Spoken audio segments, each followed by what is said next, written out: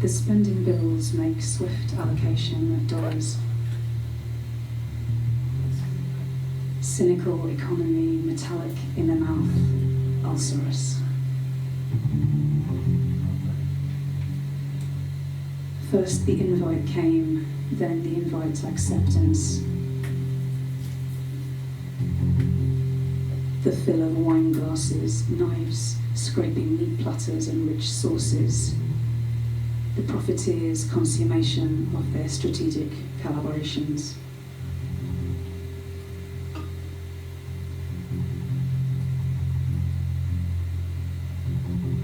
US arms stockpiled at Israeli bases for use in wartime, for use by the United States, for use by the United States in wartime,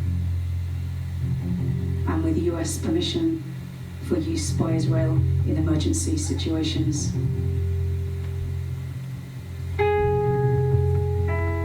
July 31st, 2014. Josh Earnest at the White House steps forward for the press to condemn the shelling. Totally unacceptable, totally indefensible. Of the UN school in Gaza, at least 20 people killed, many of them children who were sleeping. We watch, we breathe in, we breathe out. Grief, fury sticking at the hyoid bone. Just hours later, like Nelson at the Battle of Copenhagen, lifting his telescope to his empty eye socket saying, "I do not see a signal," and continuing to press home the attack. The Pentagon confirms it is resupplying Israel with ammunition. We watch, we breathe in, we breathe out. Grief, fury sticking at the hyoid bone. We watch, grief, fury sticking at the hyoid bone. Out. Grief, fury sticking at the hyoid bone. We watch, grief, fury sticking at the hyoid bone. Out. Grief, fury sticking at the hyoid bone. We watch, grief, fury sticking at the hyoid bone. Out. Grief, fury sticking at the hyoid bone. We watch, grief, fury sticking at the hyoid bone. Out. Grief, fury sticking at the hyoid bone.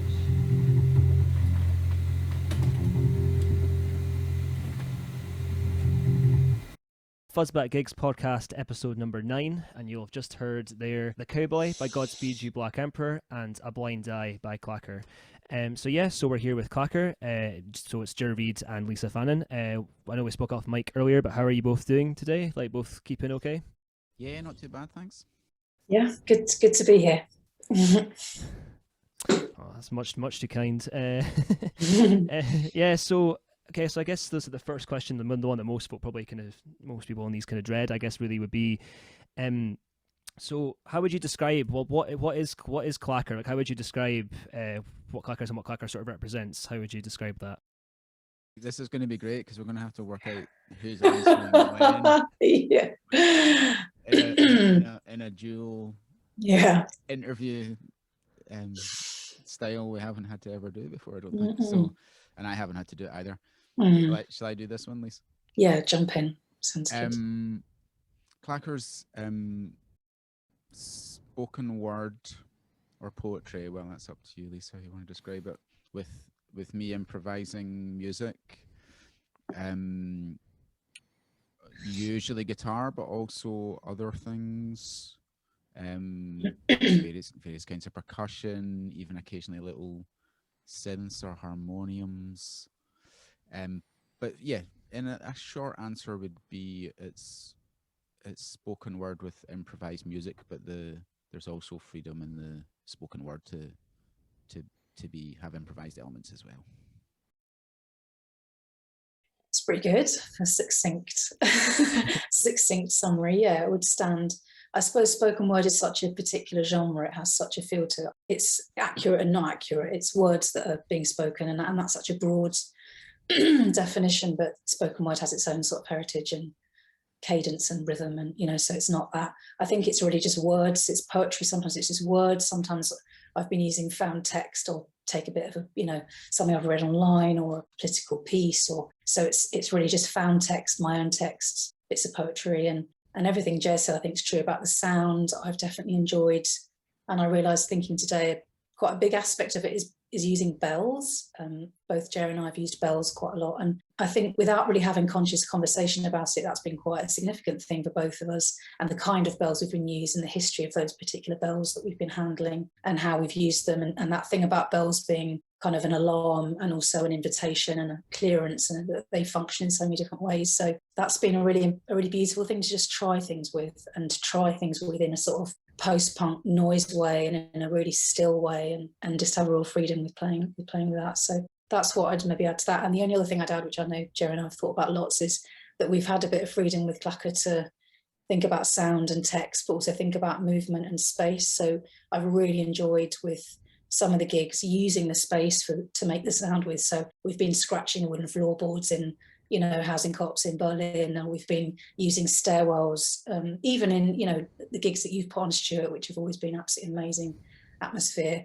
I've enjoyed using off stage. I've come out of the toilets, or we've come up the stairwell, and that's been for me really exciting to move it out of just kind of being on a stage as a band, and think about being spatial and being in amongst people watching, and make it have a sense of more sort of communal experience. So yeah, that's maybe an aspect. Yeah, that's true. That definitely the gig sticks in the memory, going through in Leith Depot at one of your gigs, Stuart, and I started at the back of the room and just moved towards the stage. I can't even remember what I was playing. I think I was playing a cymbal, but I was definitely doing what people would call dancing or using movement. It wasn't just walking through there, So yeah, that definitely, we can talk more about that, kind of what we've both done in those worlds of movement and dance later, but yeah, that definitely sticks in the memory, doing that. And like you said, at least just changing the room in a different way than just sonically, and just using sonics. Sounds like you've got it. That's those. That's quite. That was nice in depth answers there. Pretty good. The gig you were talking about. We can talk, mate. Don't you worry. We can talk. I wouldn't expect anything less from the pair of you, so it's all good. Yeah, no, I think, did you not start off the stage at both the times? Because it was twice I put you on. I remember the last time you had like it was like walkie-talkies or something. Yeah. I think, yeah, and I feel like you had the symbol that you're talking about. Maybe that was the first time, because it was. Yeah. I think you're right, Stu. I think we've had off stage both those times, and I also remember Jez often used a lot of just radio static or tuning in and out of radio sounds, and I think you had radio. One of them, I have some memory whether it's that gig or not, but that's also nice as well, like bringing in frequencies from the outside and thinking about frequencies that we're in all the time, and sort of bringing in other media while we're trying to comment and reflect on media, also mucking around with it as well. Jez, often in maybe not gigs you've put on, Stuart, but other gigs you've looped in, found sound that's from all sorts of radio stuff, and it's like what you do when Jerry and I have talked about it quite a lot. What is it when you're trying to process media, emotionally, and then you sort of bring it in like sonically as well as part of that. So yeah, but I think you're right, Stuart. I think your memory's right. Jay was doing that. Yeah. Once I think, once with bells, and then you're right. I wasn't, when I was moving through the crowd, I had the radio. That's right. But you definitely did cool things. You definitely did cool ways to start the gig both times, I remember. And I think as well, it's also quite nice. I don't think neither of those gigs were running on time, so I think, like I said, it was quite nice when stuff like that happens, when a gig's not running on time, if someone just starts the gig stradno, realizing it's properly starting, and you're like, oh shit, the gig's starting. It's always quite exciting. Sorry, I'm going to interject with that. That makes me think of it's a total improv thing, isn't it? At least, like, when Lise was in London, used to go to a club called Boat Ting, which was like an improvised music club, like really brilliant, monthly at least. On a boat, on a boat on the Thames. Yeah.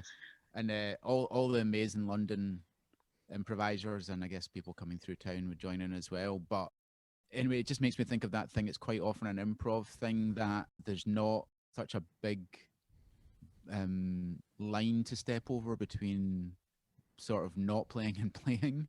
So there's just a thing of people, if it's their turn, then they'll just get up and get on with it, because you don't have to prepare yourself to play a song. But also a lot of those people are less inclined to really mark the difference between stage and audience anyway.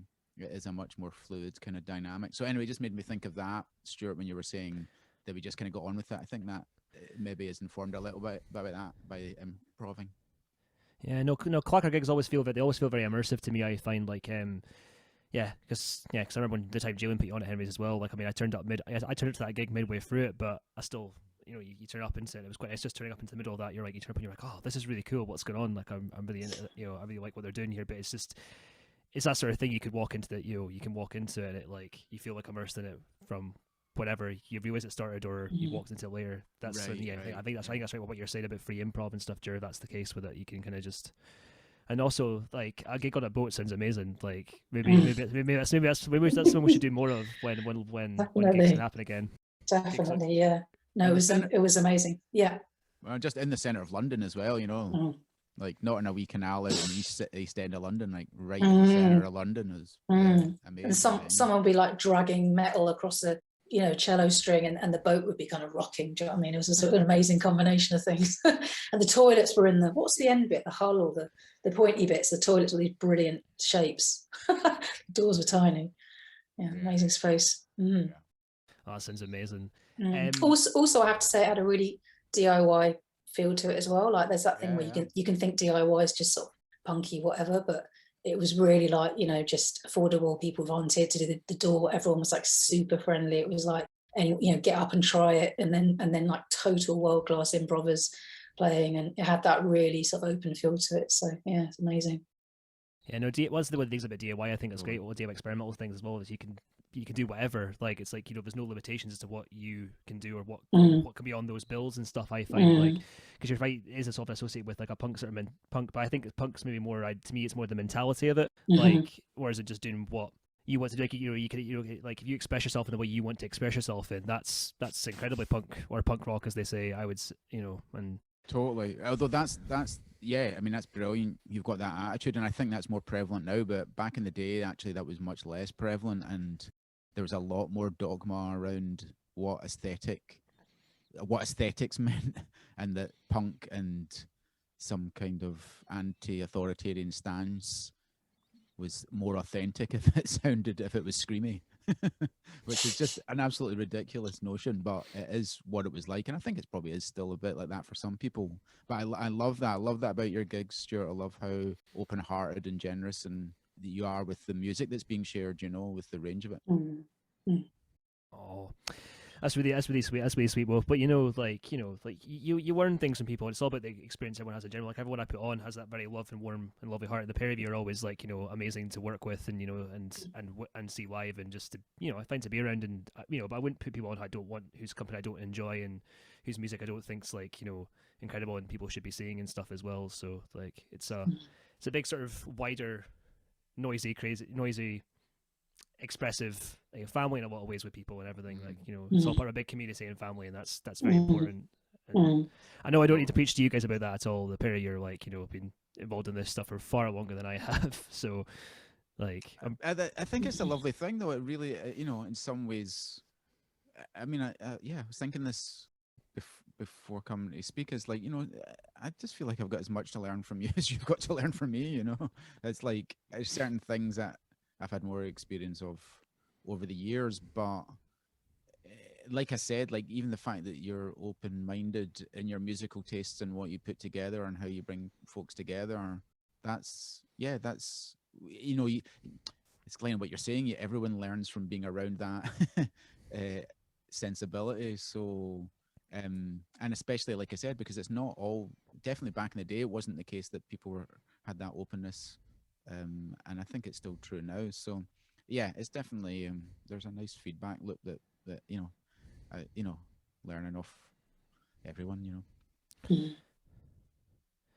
For sure, and I think as well, like, I guess people will keep inspiring, as you're saying, yeah, the go around, people keep inspiring and each other to be creative in different ways and to do things stuff as well, and also put it on gigs as well, because I mean, I started, with gigs and stuff, like, like, I got inspired to do them and everything from people, like, I knew and stuff, like, a lot of what I've taken on to heart for the gigs and things I run, and that stuff does, well, some of it comes from, like, being really impressed with how they do it, like, in sort of Europe and stuff. There's a big sort of mentality with food and everything, like, over there, like, in France and everything, like, I remember being blown away by just how, like, amazingly well, like, I was treated over, well, me and the band were treated over there when we went over to France. It was just incredible, and also, like, how well the people, like, it's important as well, I think.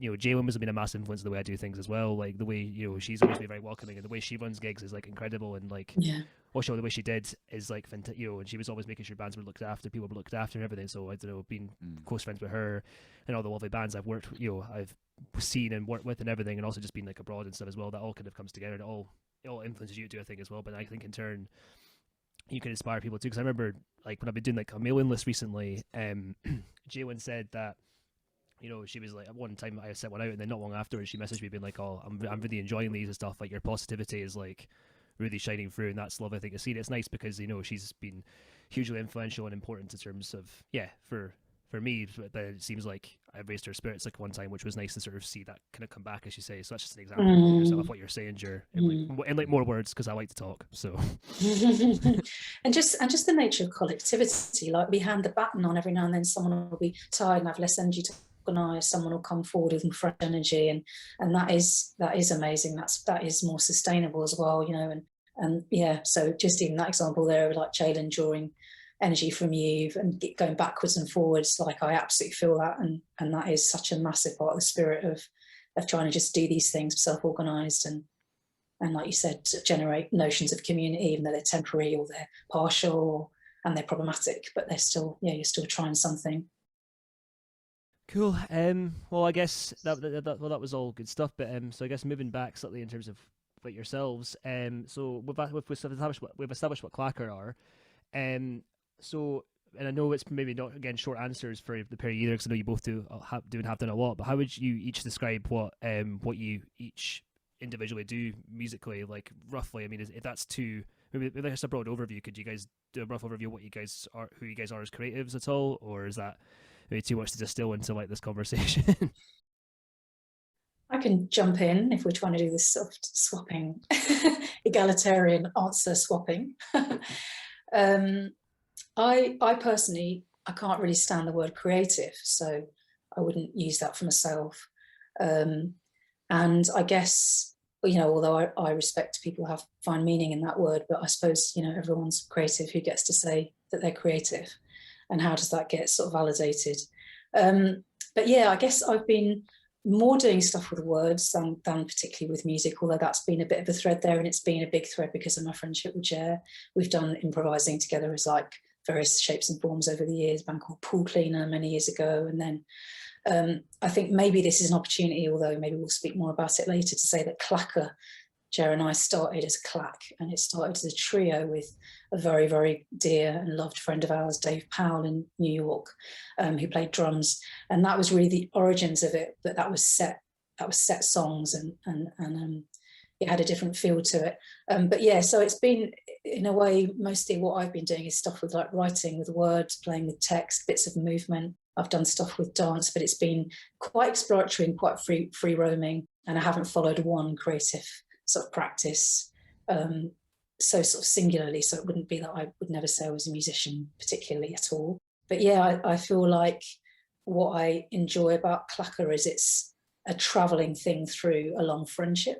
And so maybe rather than say, oh, I've done this and that necessarily that's informed it, although I could, I think what's really informed Claquer is really sort of, staying deep in a friendship and deepening into a friendship, and that's a really incredible thing. It's it's a real journey. And actually, we spoke just before we started this. I uploaded the Claque album up to Bandcamp today, nudged by this, anticipating this conversation. Thought, we'll just get it up there, and I was listening to that and realised it's like 20 years ago. Yeah. And when you feel the legacy of a friendship over that time span and the possibilities that there are in that, and it was an amazing way to sort of mark time, and it was like a sort of journal. It's like looking through a journal or something. So I sort of haven't answered your question, and I sort of have. But maybe I'll leave it there, Jared. Love to where you're thinking, but maybe I'll add more after. I don't know. Well, I was going to say it's really interesting, like you were saying. I mean, when you were speaking, Lisa, I was also like, it's everything you said, and also you're a creative practice or doing creative things or whatever. When you're speaking, I'm like, well, there's all the other stuff you've done, which is body work and studying herbs and organizing the radical herb gathering and working in collectives, and that, you know what I mean, that feels just like all the music's all tied in with all that. It's all the same, you know, it all has so much similarity, how you've gone about everything, do you know what I mean? It has the same presence as maybe some people would associate with doing music or doing writing, but all that other stuff you've done has had the same presence, the same creativity, the same, you know, I think presence is the best word, but focus as well, you know. And yeah, me, how to describe what I do? Yeah, done a bunch of different things. I've done, played in a lot of different bands that I think, you're going to play a bit of, Stuart, some of them. So yeah, played a lot of music of different types, done a lot of improvised music, played in bands, done stuff for films, and then about 12 years ago started doing a lot of stuff with contemporary dance and started a group called Collective Endeavours with Selene Vine Actor, which was music and dance, and we made shows, and then we started getting into improvising, and so that was a really big component of the last 10, 12 years, was really getting into doing dance, and not just with Collective Endeavours, but a lot with Collective Endeavours, and really building a way of working and conceiving of improvising, which then helped, which then gave lots of possibility when I was improvising without dance as well.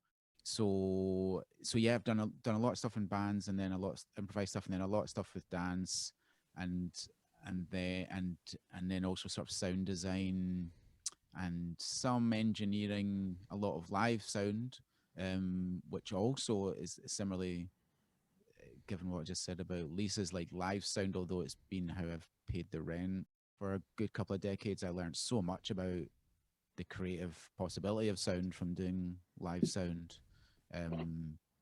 That it's really, it took a while for the creative aspects of doing live sound to really filter into doing music, but when I think about it now, as you ask me, there's playing music, and then there's doing music with dance, which opens up all the spatiality of how sound functions in a room, and then that spatiality is also a big part of doing live sound, and you learn about how sound functions in the spatiality of a room from doing live sound. So that it all makes a really all makes quite a nice rounded sensation of working with sound. So yeah, so that's some headings. That's pretty good overviews from the pair of you. Actually, I was impressed both of you managed to get it into like that, like organized words. But I suppose, I mean, it's probably not the first time you've maybe been asked what you do. So I suppose it'd be, you know, easy to, well, I suppose easy, maybe not. Maybe normally you're given more floor space to say it in more words. But no, those were pretty distilled and good answers, I would say. Which is it's interesting actually. I haven't been asked so much, but as you know, I did the Radical Scotland podcast with Mariam and Stuart a couple of weeks ago, and so it's great. I've been thinking a bit more about it, of how to talk about stuff you've done, which I kind of haven't tended to do. Actually, got a brilliant message from a pal in America who I've known for a long time, and we used to put on gigs together in the Glasgow Music Collective, which was a really big component of when I started to do music.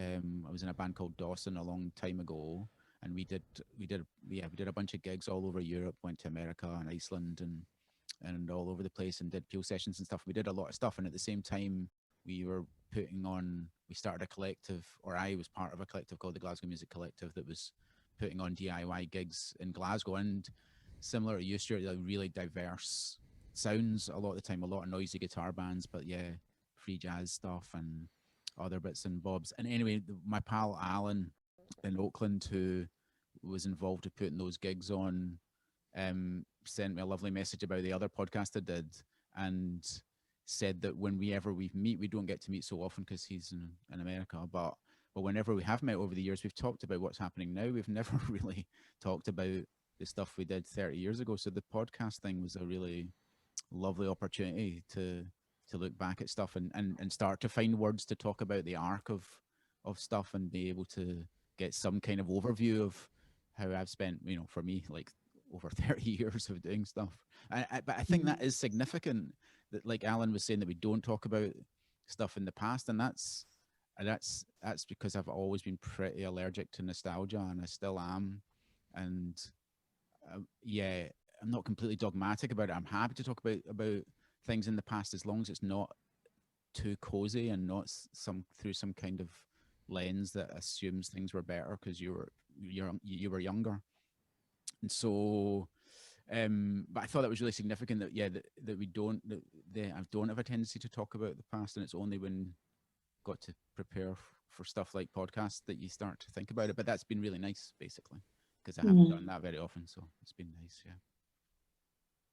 in a way, there's these different ways of being asked, aren't there? There's the beautiful way you can be asked, where someone's asking you to reflect on, like, I love that Radio Scotland, you get a chance to kind of really like review stuff and contemplate and see what's been meaningful, and that's such a beautiful invitation. And then sometimes there's a request to say what you've done that's almost a bit like, what's your kind of, you know, career trajectory? And I always feel a bit frozen with that, and that's certainly not what you were asking, Stuart, because it's just bloody lovely the way you ask questions. But I did notice in me, because you said, oh, you'll probably ask this loads, and actually I thought, well, yeah, you are asked loads in this culture, sort of what you've done. And actually a lot of what's in me now and in Claquer, because that's, I guess, what we're here to speak about, is all the things I sort of haven't like done, in inverted commas. It's time that I spent on the Dole, or it's time that I was just walking in the mountains with friends, or it's times that I was struggling to work something out with a close friend over a period of time, or, you know, it's all those things. And in a way, it's really hard to sort of put that in the kind of, what have you done,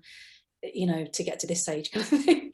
You know, it's just like, what's it been to try and just be a human being living in sort of capitalism and in kind of, yeah, white supremacy, and to try and like stagger through that and acknowledge all this utter joy and connection, also the sort of atrocity and violence of that. And that's in there, and that was always in Claque. And when I was listening to those words today, it was always the solidarity of getting to name all those things, sort of beauty and wonder and sort of horror. And it's still there sort of in Claquer, it's still there in my friendship. And, you know, it's like, I guess, I don't know, Jerry and I are 49 and 51. You know, it's like it doesn't that making sense of being alive, it doesn't, you know, it just continues, doesn't it? It continues and shifts and changes and evolves, but it's still a process of figuring that out, you know, when you don't have, well, at least I feel I don't have a particularly coherent framework offered to me by consumer capitalism, you know, for living within. So yeah. Couple of things to follow up on there, actually, as you're saying, it's really good to sort of hear that way, because I think the world is a very confusing place, and yeah, like, it's difficult to make sense of absolutely everything and stuff. But I guess that's part of the beauty of it in a lot of ways. Like, and it's nice to kind of hear you say that, Lisa, because in a way, because I feel obviously, like, in some ways you think, oh, I would like to understand how this all works and makes sense out of it, but in some ways you don't, because the world's too complex and too beautiful and everything you understand, and you can take joy in not understanding all the beautiful things. Also there's lots of horrors and stuff as well, but that's just part of, I guess, our general existence, isn't it? And I'm not sure where I'm going with this, but yeah, that's just a part. I guess there's beauty in the confusion, I guess, is what I'm going at, and it's and I guess it kind of not understanding these, or sort of how do these things work, how do they affect us, how do they affect other people. It inspires creativity, and if you're still trying to work it out, like, you know, years later, it can keep your mind fresh and creating, and it's really nice to hear. Like, I guess you say, those little moments as well. That's true, but also, yeah, I mean, a lot of the confusion just comes from living in an extremely oppressive culture. It's just always a tricky thing to say, because there's so many other cultures where the oppression is of much more direct, violent nature. But yeah, if me and Lisa agree, and if people agree that that capitalism is inhuman, which it is, it's designed to make a certain to make a lot of money for a few people and keep everyone else in place, then. But I'm not disagreeing with you. I think it's two things. I think there is, of course, there is just being a human and the complexity of that. But then there is, a lot of the struggles and difficulty are, do not need to be fucking any way as bad as they are. It's by design that the confusion and the brutality is as great as it is. That's really spot on. I think I completely agree with what you're saying there and stuff as well. Like, there's a lot of capitalistic practices that are designed to keep people who are in power and wealthy more powerful and more wealthy, and continues to screw over and hurt people who are in less fortunate positions and stuff. So and that's definitely important to recognize in everything as well. So, but you put it far better than I did. But yeah, basically what you said, completely with you. So yeah. Well, that was cheery, but the world is shit half the time. So, but it's finding the beauty in things as well, but also being aware of both and taking joy in the things that make us happy, but also being aware of how things can be better and yeah, but and also, I mean, this does take me back to sort of when me and Lise first got to know each other a long time ago. I've always, I've never seen that as a binary, in as much as I'm not saying you're saying it's a binary, Stuart, but in as much as I've always felt a relief when somebody screams about how fucked up things are. I feel a relief. I feel a beauty. I feel a beauty of recognizing somebody just fucking talking about the reality of the situation that people find themselves in. Do you know what I mean? So that thing of, that whole thing of like a topic being difficult, has definitely historically for me growing up was where I gravitated towards, because everything else felt sort of plastic and unreal to pretend that things weren't as brutal as they were, especially because you just feel, if you're of a sensibility, which everyone is, however they tap into it, but feeling of having a sensibility where you can't hide from the brutality that's around you. You can't hide from the alienation that people have to suffer under in the culture that I grew up in. Then there's such a beauty in somebody just saying it. You feel a big sense of camaraderie and respect and stuff for that person whenever they say that. You kind of have this thing of we're together, we can be bigger and better than things are, I guess is what you're saying in a way as well. But maybe I'm phrasing it more like with a different sort of spin, but basically that's maybe what you're getting at. That's beautifully said, yeah. But speaking of what you were saying there as well, so moving forward with this and stuff as well, that ties in nicely, because the next thing I was going to ask yourselves would be, how did you guys meet? Like, what's the story behind that, and how did you end up playing in Claque with Dave? Jez just done this thing. People aren't going to see this on a podcast. Jez just leant back in his chair and gestured at me. How do we fucking start? 1993, I met Jer, and I had dropped out of university, and Jer was running the Glasgow Music Collective and was part of an amazing sort of group of kind of anarchist people who I still hold in huge high regard. And for me, it was just finding really amazing, like-minded kind of kinship in people who wanted to talk about things, explore spirituality, not distinct from sort of political organising, and wanted to organise music and creative space. And so I felt really lucky. I sort of found that in Glasgow, as opposed to this crazy limited academic thing that I just left. So we met then, and then maybe I'll talk about Claque, because Dave in New York has also always played music and been involved in sort of radical organising, and has done a lot of stuff with housing tenants' rights in New York City, and many things, but that's what he spent quite a lot of time doing. And he contacted Jer through the whole DIY music thing because of Dawson, and they struck up a friendship, and Dave has UK relatives and was visiting, and we just said, let's just go into the studio and make some sound. And that was just the start of it.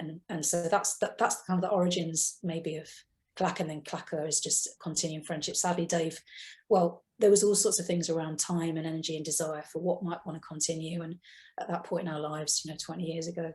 And then, Dave obviously lives in New York, has family there.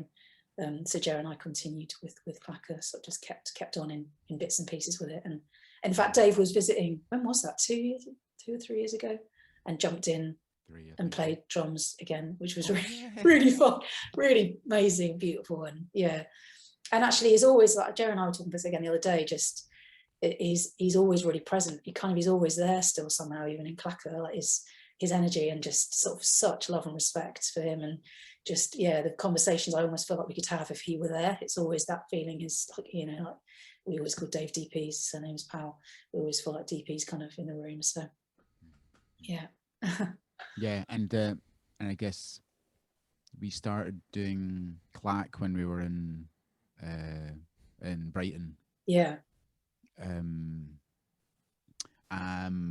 But we did a bit with it. And Dave came over, like Lisa said, Dave came over and we played and recorded in Brighton, and then in 2003 we went over to America and played some gigs on the East Coast, New York. There's some brilliant stories. Stuart was thinking there's some brilliant stories about those gigs. You remember the New York gig, and it was in Brooklyn, and there was a shop, a free store.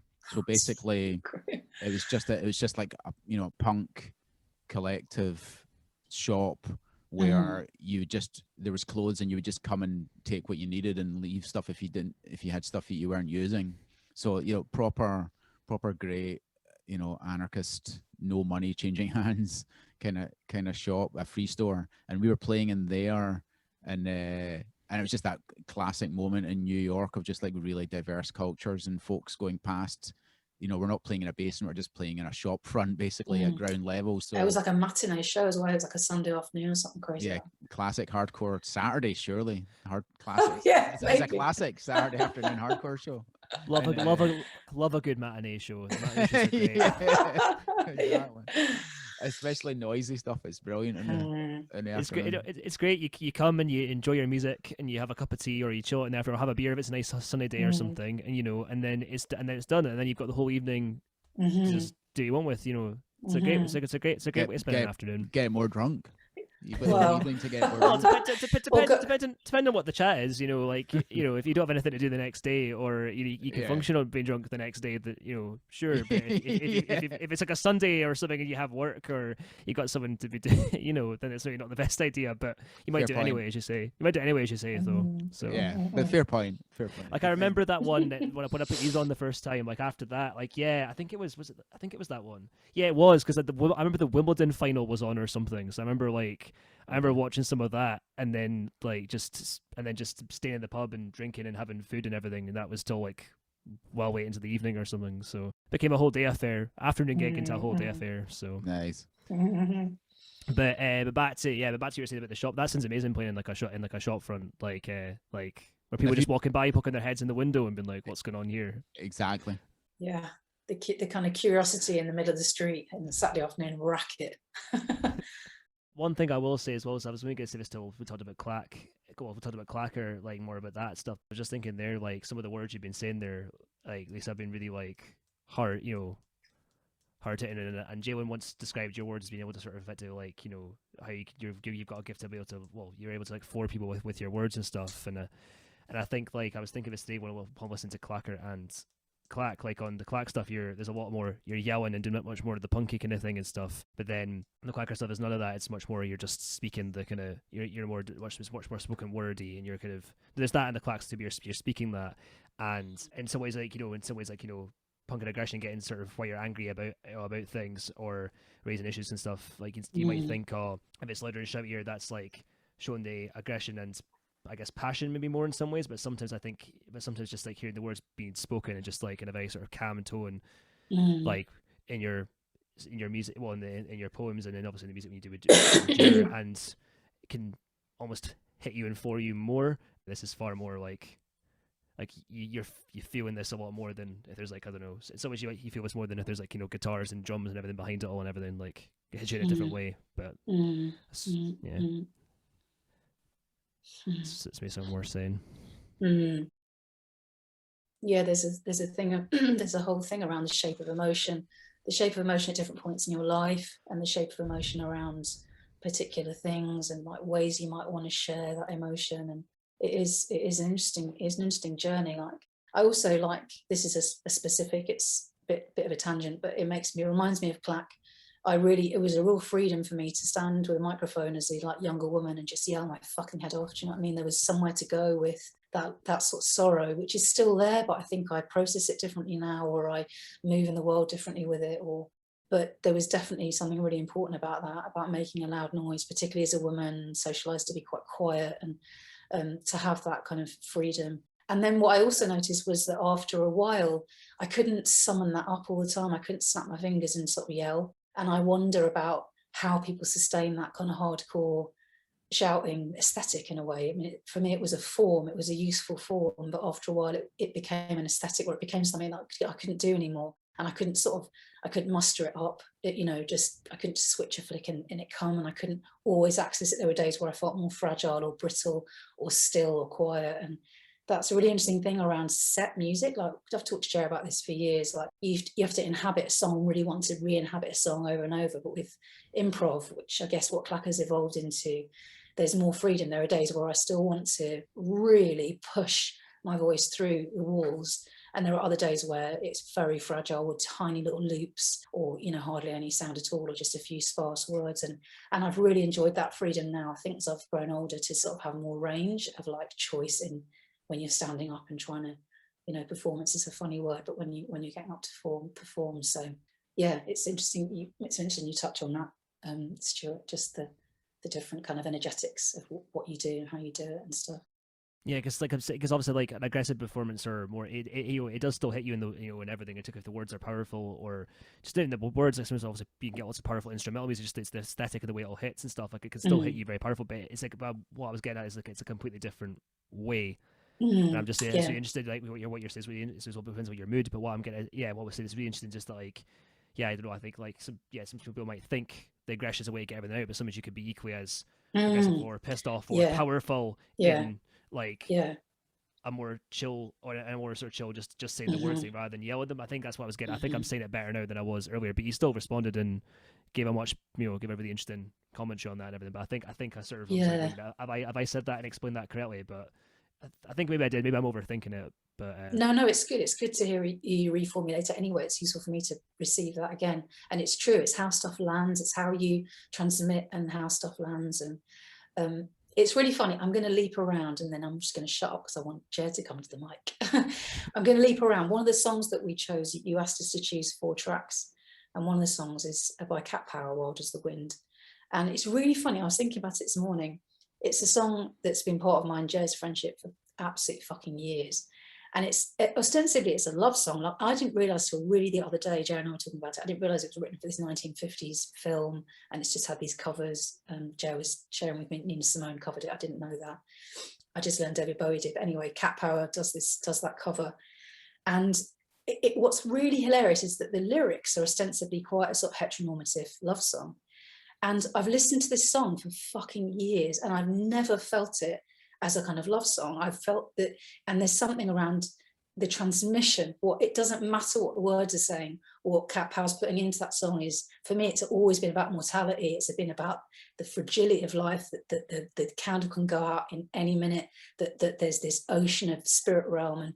And for me, it's utterly transcendent, even though someone else, like Johnny Mathis, who sang it originally, sings it more like this kind of, heteronormative sort of, uber prioritizing your single partner love song.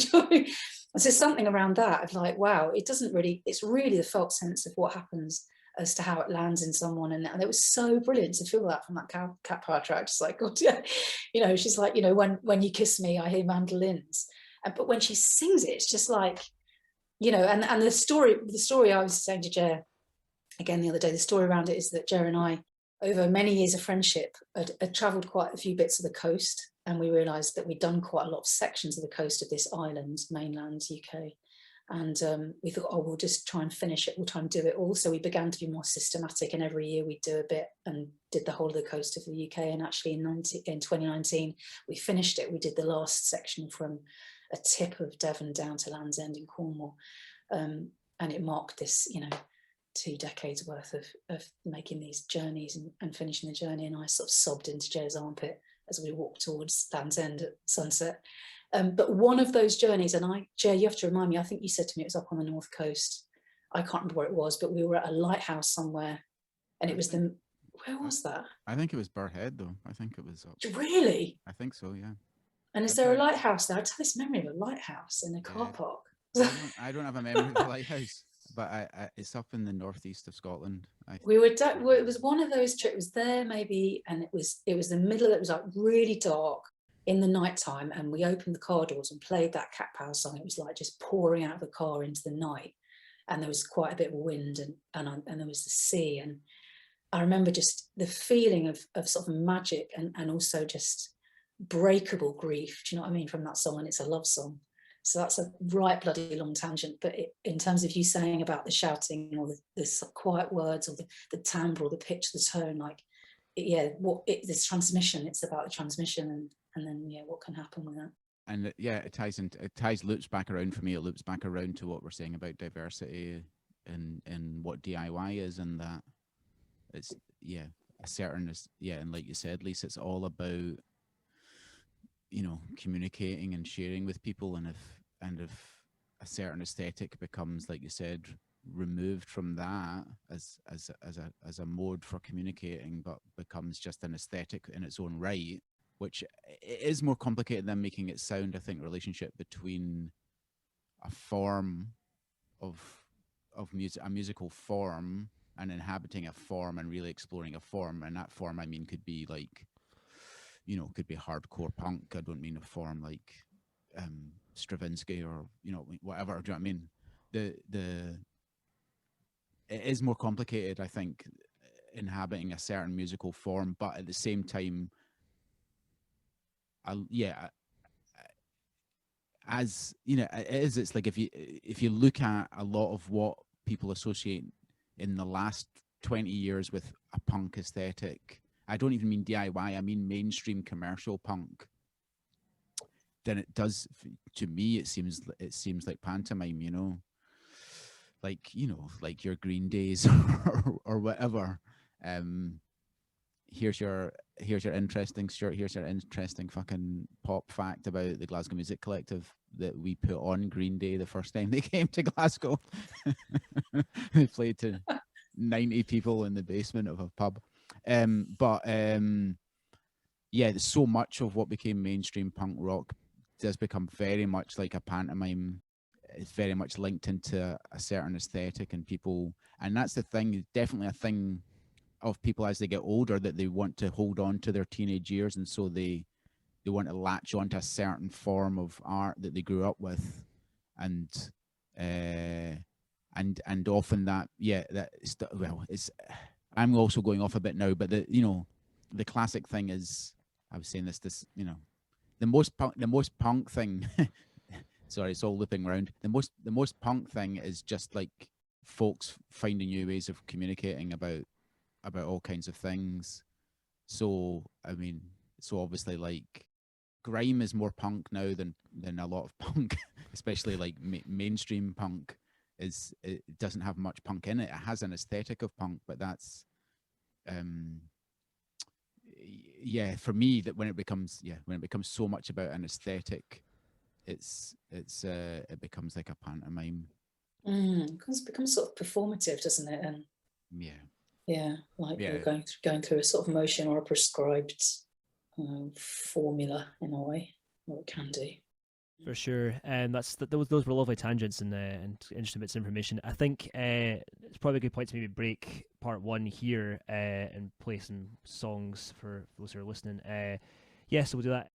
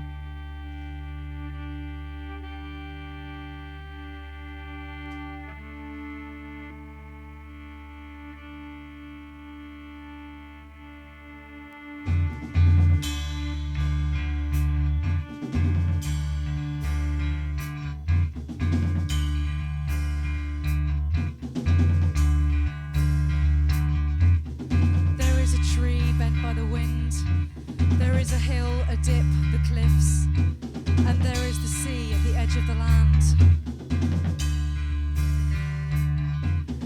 Now I am naked, now I am walking over the flint, chalk, sand deep, feet wet, and now I'm swimming.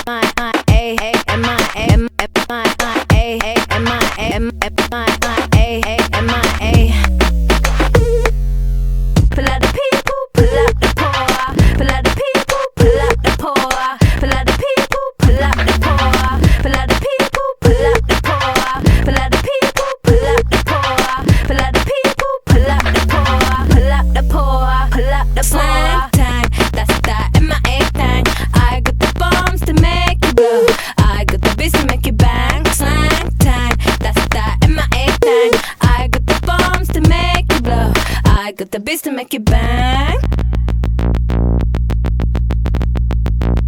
Yeah, we got God down, we got you. Every day thinking about how we get through.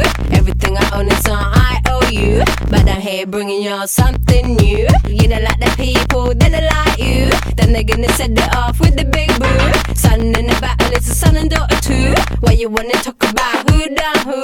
Why you wanna talk about slang time? That's that MIA thing. I got the bombs to make you blow. I got the biz to make you bang. Slang time. That's that MIA thing. I got the bombs to make you blow. I got the biz to make you bang. Pull out the people, pull out the poor. Pull out the people, pull out the poor. Pull out the people, pull out the poor. Pull out the people, pull out the poor. Pull out the people, pull out the poor. Pull out the people, pull out the poor. Pull out the poor, pull out the poor. I'm a fighter, fighter God. I'm a soldier on that road. I'm a fighter, nice, nice fighter. I'm a soldier on that road. Bring me the reaper, bring me the lawyer. I'm a fighter, take 'em on you. Treat me like a killer, I ain't never hate her. I'm a soldier on that road. I'm a fighter, fighter God. I'm a soldier on that road. I'm a fighter, nice, nice fighter. I'm a soldier on that road. Slang tang, that's that MIA thing. I got the bombs to make you blow. I got the biz to make you bang, bang, bang.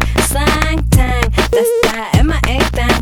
I got the bombs to make you blow. I got the biz to make you slang tang. That's that MIA thing. I got the bombs to make you blow. I got the biz to make you bang, bang, bang. Slang tang, that's that MIA thing. I got the bombs to make you blow. I got the biz to make you bang.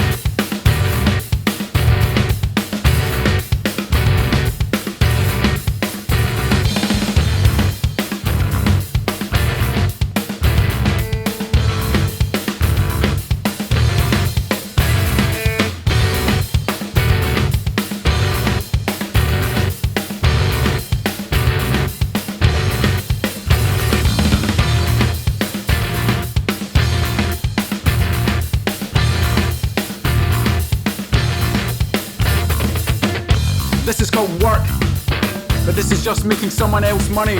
Punch in, punch out, strip lights, no breaks. The boss on your shoulder, this doesn't work.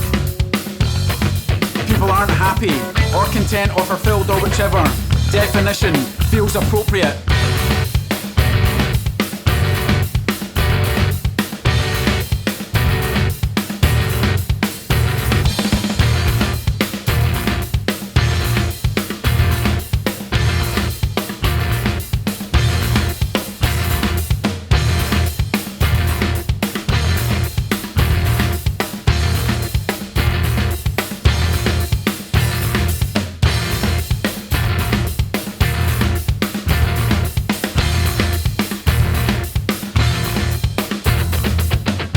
This is called work, but this is just earning someone else money. Long days, longer days, on repeat, the boss on your shoulder. How to make it work so that people are happy or content or fulfilled. Have no boss on your shoulder.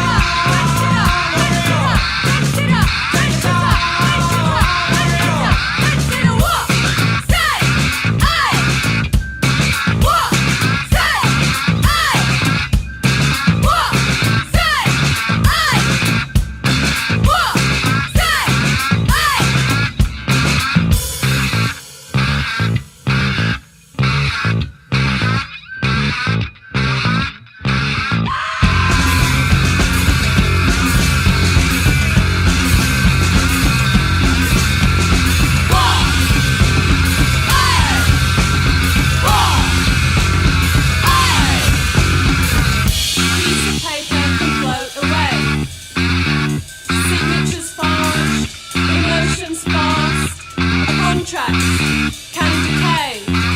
A piece of paper can float away. We wanna be the light of that sound. If you're gonna be the big one, keep your face really, really big. Hey, hey, hey, hey, hey. You see it, you hurry up, the eye. Nobody wants to play. Everybody got the light.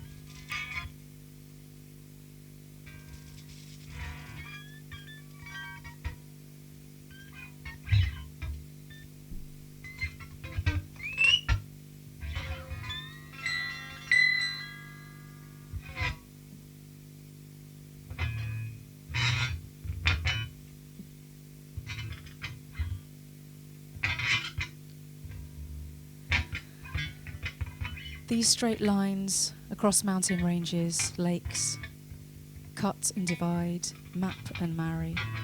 This land without people, so said, through lives.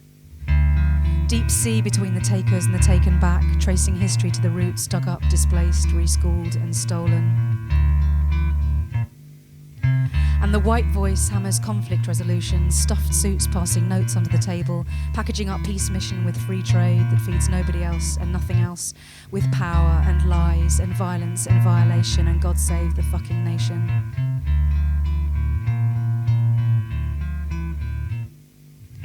Make money because you can't make anything else, friend. Dead skin layer, shut down, closed down to the running dull, blood red routine, watching a flickering screen-fed image. Drowning in your transaction crime, the way dead men pass the time. How much do you need to see before you actually see? These straight lines across mountain ranges, lakes, cut and divide, mapped and married. This land without people, so said, through lives. Deep sea between the takers and the taken back, tracing history to the roots, dug up, displaced, reschooled and stolen. And the white voice hammers conflict resolution, stuffed suits passing notes under the table, packaging up peace mission with free trade that feeds nobody else and nothing else, with their power and their lies and their violence and violation, and God save this fucking nation.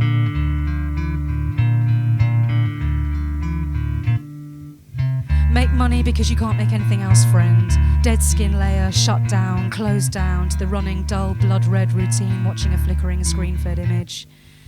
Drown in your transaction crime, the way dead men pass the time. How much do you need to see before you actually see? How much do you need to see before you actually? How much do you need to see before you actually see?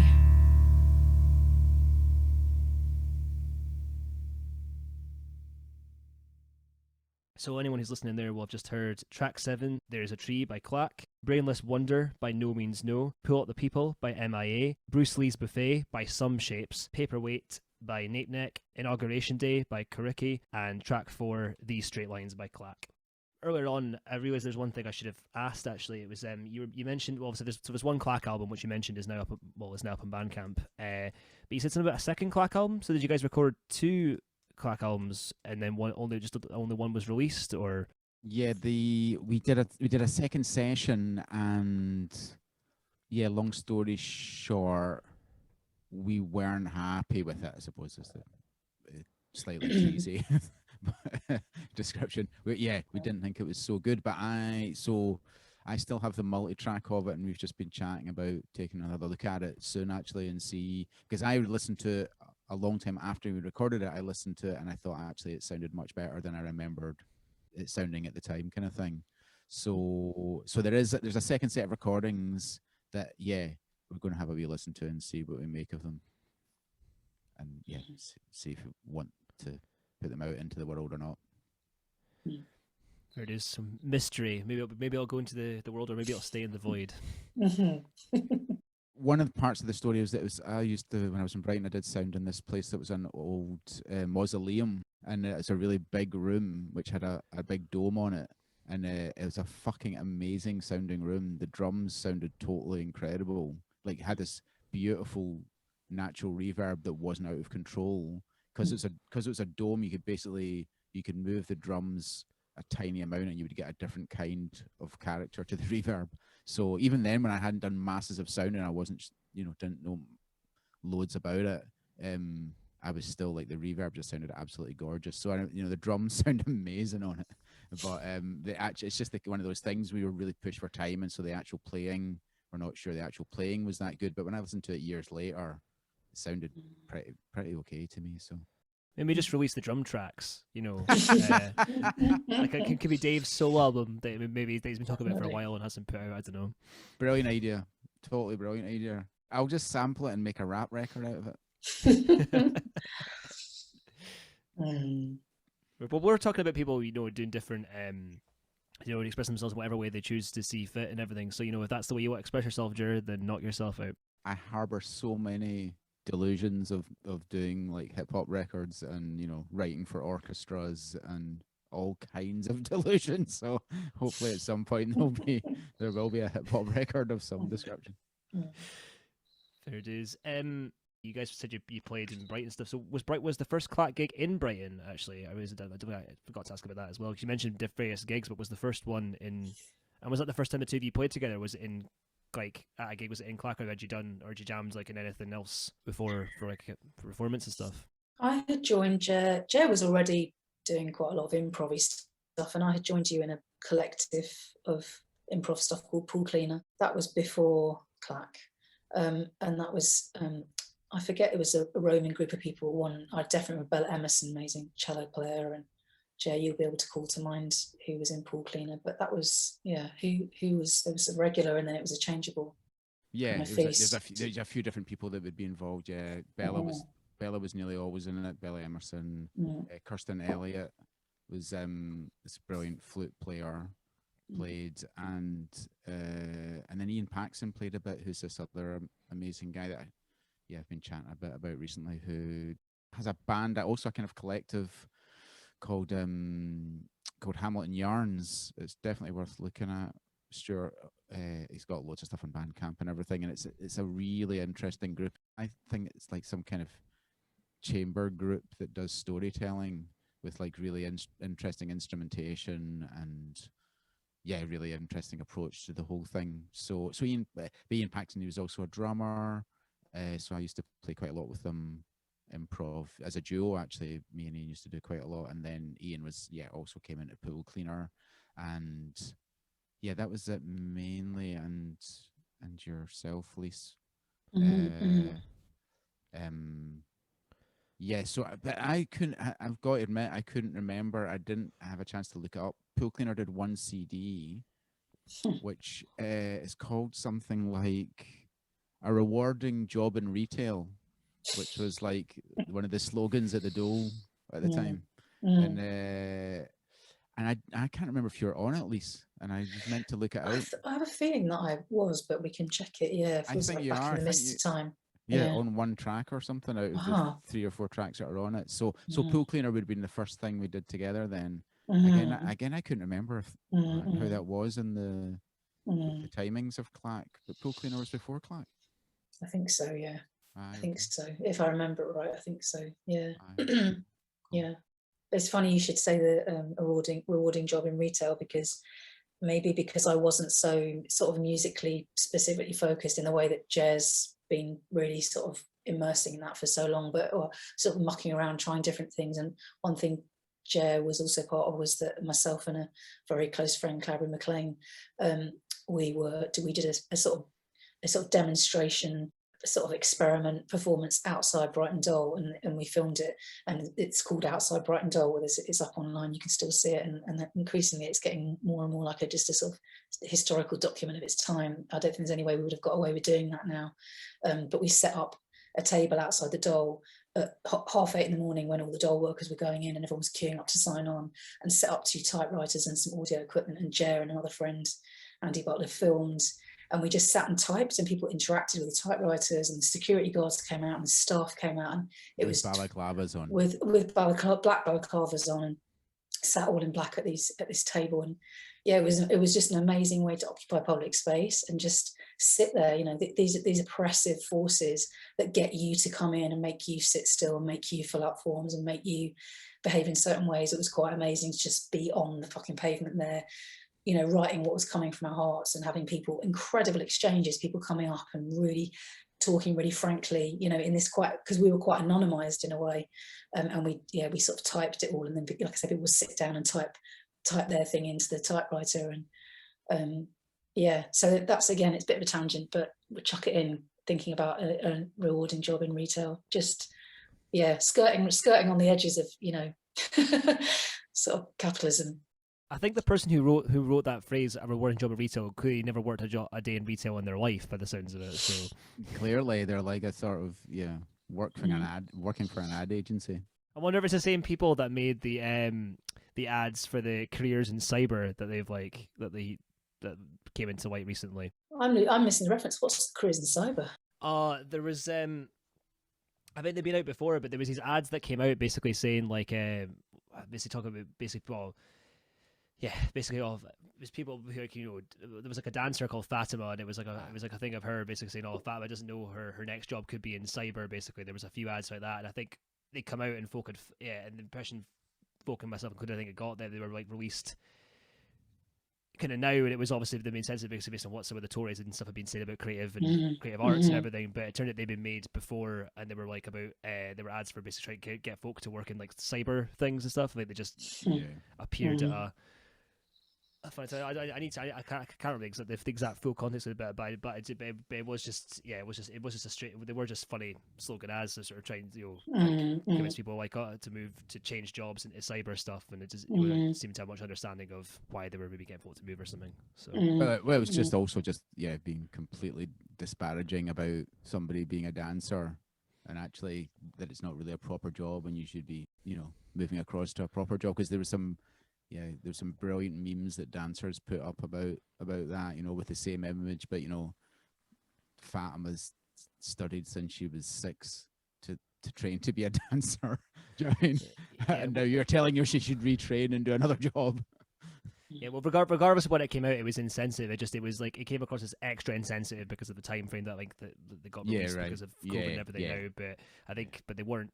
I think even they're not that thick. But really, well, I'm maybe trying to be nice, but maybe I shouldn't be, because like they are bastards. Maybe I should be. Maybe I shouldn't sort of throw them any sympathy at all. I'd say there was still definitely an implicit hierarchy of sort of what is a more successful job.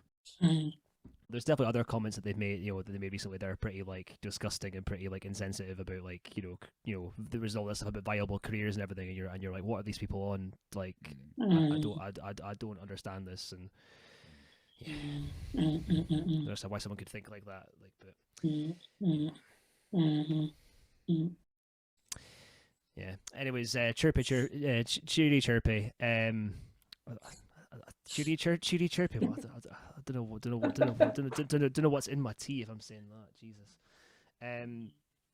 Right. Trainer. Back on track. So let's say next.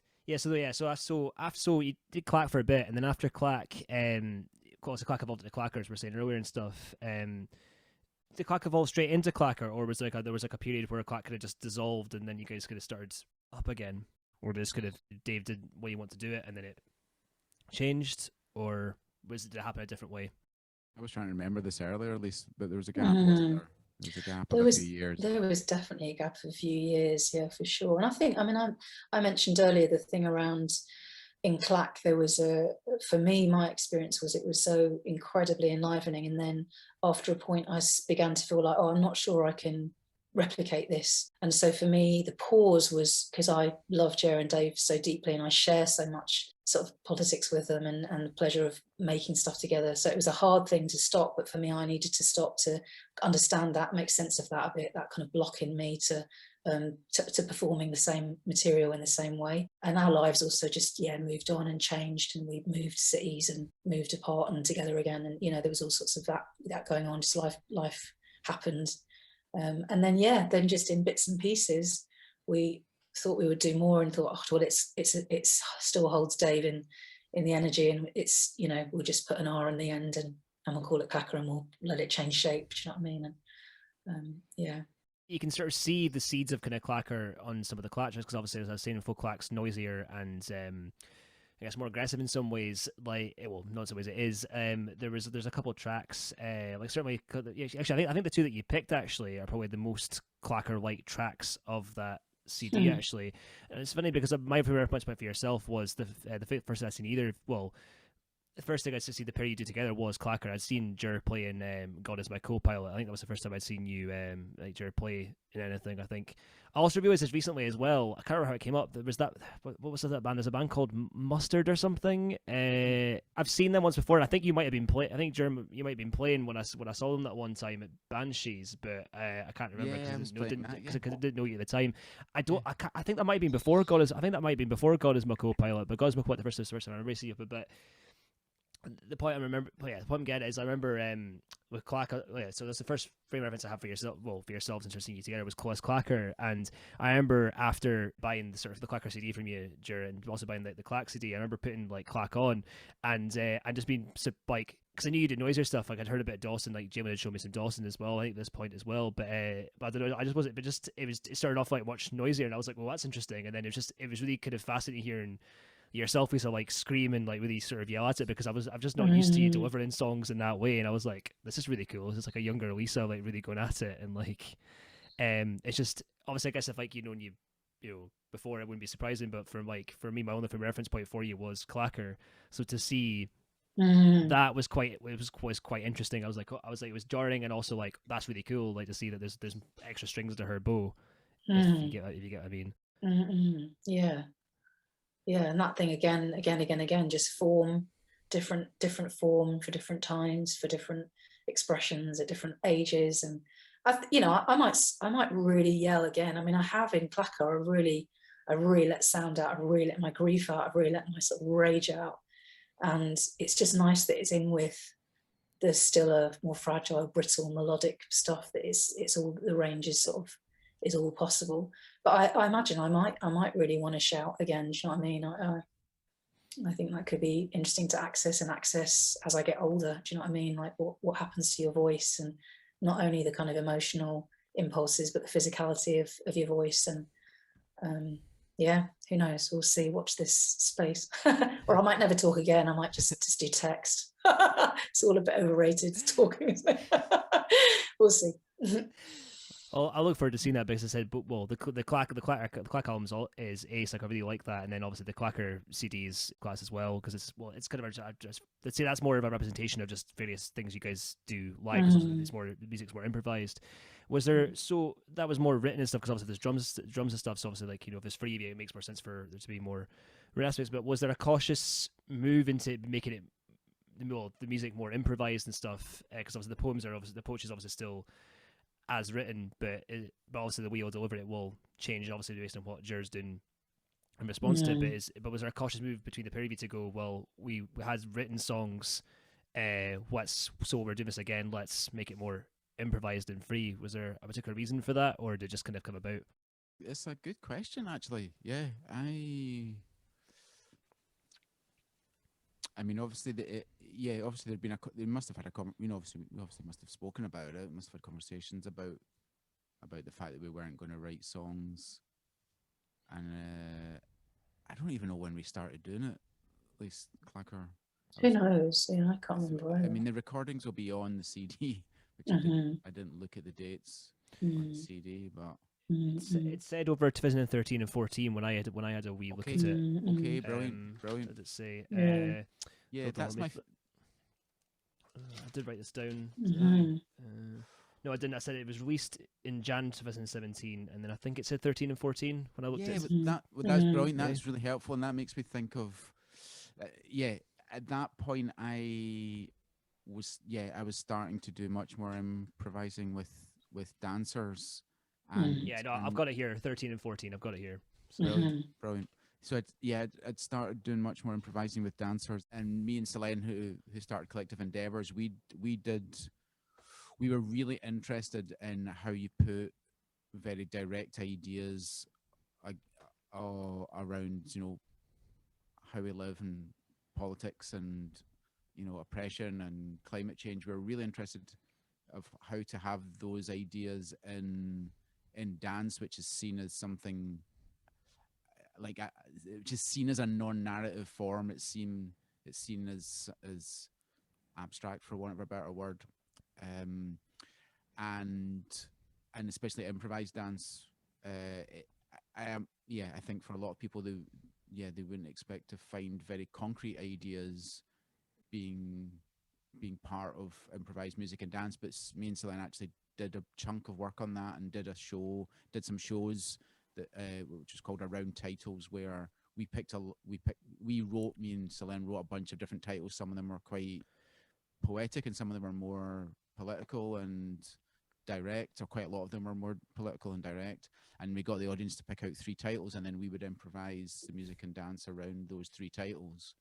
So we'd started doing that probably in about 2012, and so it was that combination of and also within the round titles, we also did a chunk of work around playing about improvising to recorded text by people. So we did a chunk of kind of time in the studio. We were playing with like Noam Chomsky quotes. We were looping Noam Chomsky quotes and improvising with other music and dance with that. And James Kelman, if you know James Kelman, who's a really kind of crucial figure, I think, in anarchist and left writing and thinking in Glasgow of the last like 50 years.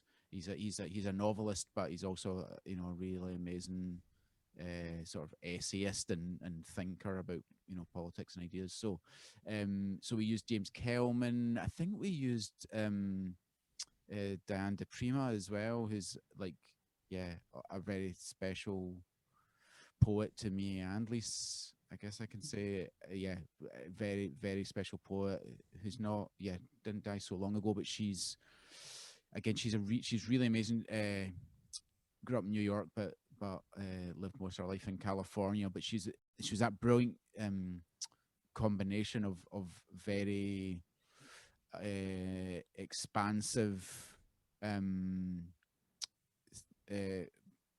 poetic, but also just expansive spiritually, for want of a better word, but also very concrete politics, very much an anarchist, and very much talking about oppression in concrete terms at the same time as talking about life in all its flowing, like you were saying, complexity, Stuart. So Diana Prima was she's another really important person. So anyway, me and Selene were doing a lot of work around text and improvising with text, and also bringing in direct ideas. And now I'm asked about it, I realize that was for me a very logical progression or step or whatever, that when me and Lisa were talking about doing stuff, that I would say, well, I'd like to just improvise the music, because it would come on the back of all that other stuff, Right. Yeah. I kind of do very vaguely remember us having a short conversation about we had a long conversation actually about whether we would keep the name or change the name without if we wanted to keep doing something, but would we change the name? I remember having a longer conversation about that, but the conversation about what we'd actually do, I seem to remember being quite short, and it was just probably me saying I'd like to improvise, and you thinking about it and being like, and that will give more freedom, and there's a freedom in that as well. Cool. Totally. It's just a sort of next like evolution of something.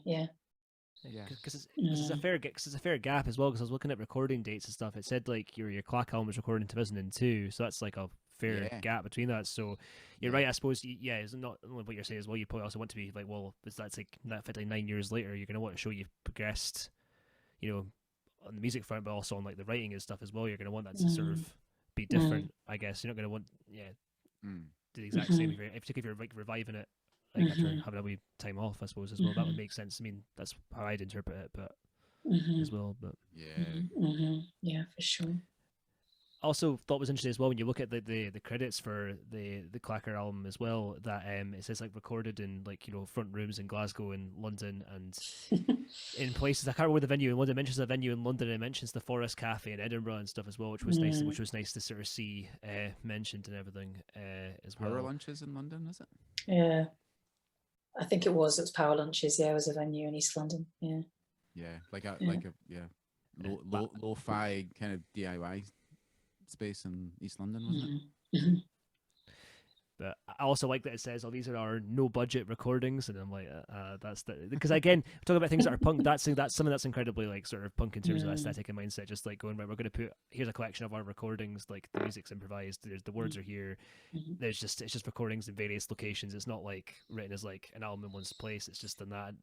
It's kind of like, I don't know, a collection of stories and life, and it's there's a lot of life sounds on it. You can hear people, you can hear like the crowd, and you can also hear like the like doors and stuff on it as well. I think it's the Red Kite one. I think it's the one I played on the first episode. You can hear the door, because I remember, that's right, because it was Nora was listening to that first episode, and she said to me, she wondered when she heard that the door. She was like, it's wondering if something had gone funny with the way I was put it together or anything. And I was like, no, that, like sounds like that or on that recording or on the recording. Like I didn't touch that. It's just that's it. You weren't adding indoors, which I thought was funny. Yeah, it's brilliant. But yeah, I think adds to the catch of it. It's just there's something quite nice about it because like it just basically it captures the pair of you. Like with, I guess if you don't have drums to capture as well, it's maybe it's like it can have to be easier to record things if it's not drums. So Totally. And it's the classic DIY thing. If you don't have money, then you just you do everything yourself. So that yeah. So was that the thing as well? Where you just like, well, we've been playing, we kind of we want just a record of the recordings. Let's put something out, or was that why, or was there no reason? Because it sounds like obviously the way it's much more of a live thing in a lot of ways, but the recordings obviously showcase what you are all about. But they are obviously they're very live recordings and stuff, so they're true to the spirit. But was that part of it, or was it more a case of like, oh yeah, it's a case of just let's show what we've done, so it's there, or was there just like or was there no reason for putting something out? It was really. I remember it's just we just had amassed a chunk of stuff that we hadn't been setting out to use, but then we listened to it all and we're like, oh, this is good enough to let people hear, kind of thing. So it wasn't like we wanted to do a CD, so we looked at stuff we had. It was just at some point looking at stuff and being like, oh, actually, a lot of this is good enough to put on a wee CD. So yeah, so it happened that way. Because you're right, because it was much more focused on doing gigs and not really thinking about sharing it through CDs, right, Lisa? Yeah, I think definitely. And it's like Claque is such a live thing. It's about like, right at the start of this conversation, talking about using the space and being in amongst people and almost blurring the boundaries between music and theatre and wanting to muck around with those kind of sort of territories. And so it was more just like, oh, here's some snapshots of like some of that stuff. They translate enough and we can put them onto a CD. And it wasn't ever, it's been this piecemeal, long-term thing. It wasn't ever like, wow, it's a big project, we're putting all our energy behind it. We've both been busy with lots of other things. It was just a continuing thing. So we thought we'd pick a few that were, were representative a bit. It's a bit like when you've got lots of snapshots lying around, you just think, I'll put them in an album. Just to sort of, that will capture a bit of that time. Yeah. An audio snapshot. Yeah, something like that. Yeah.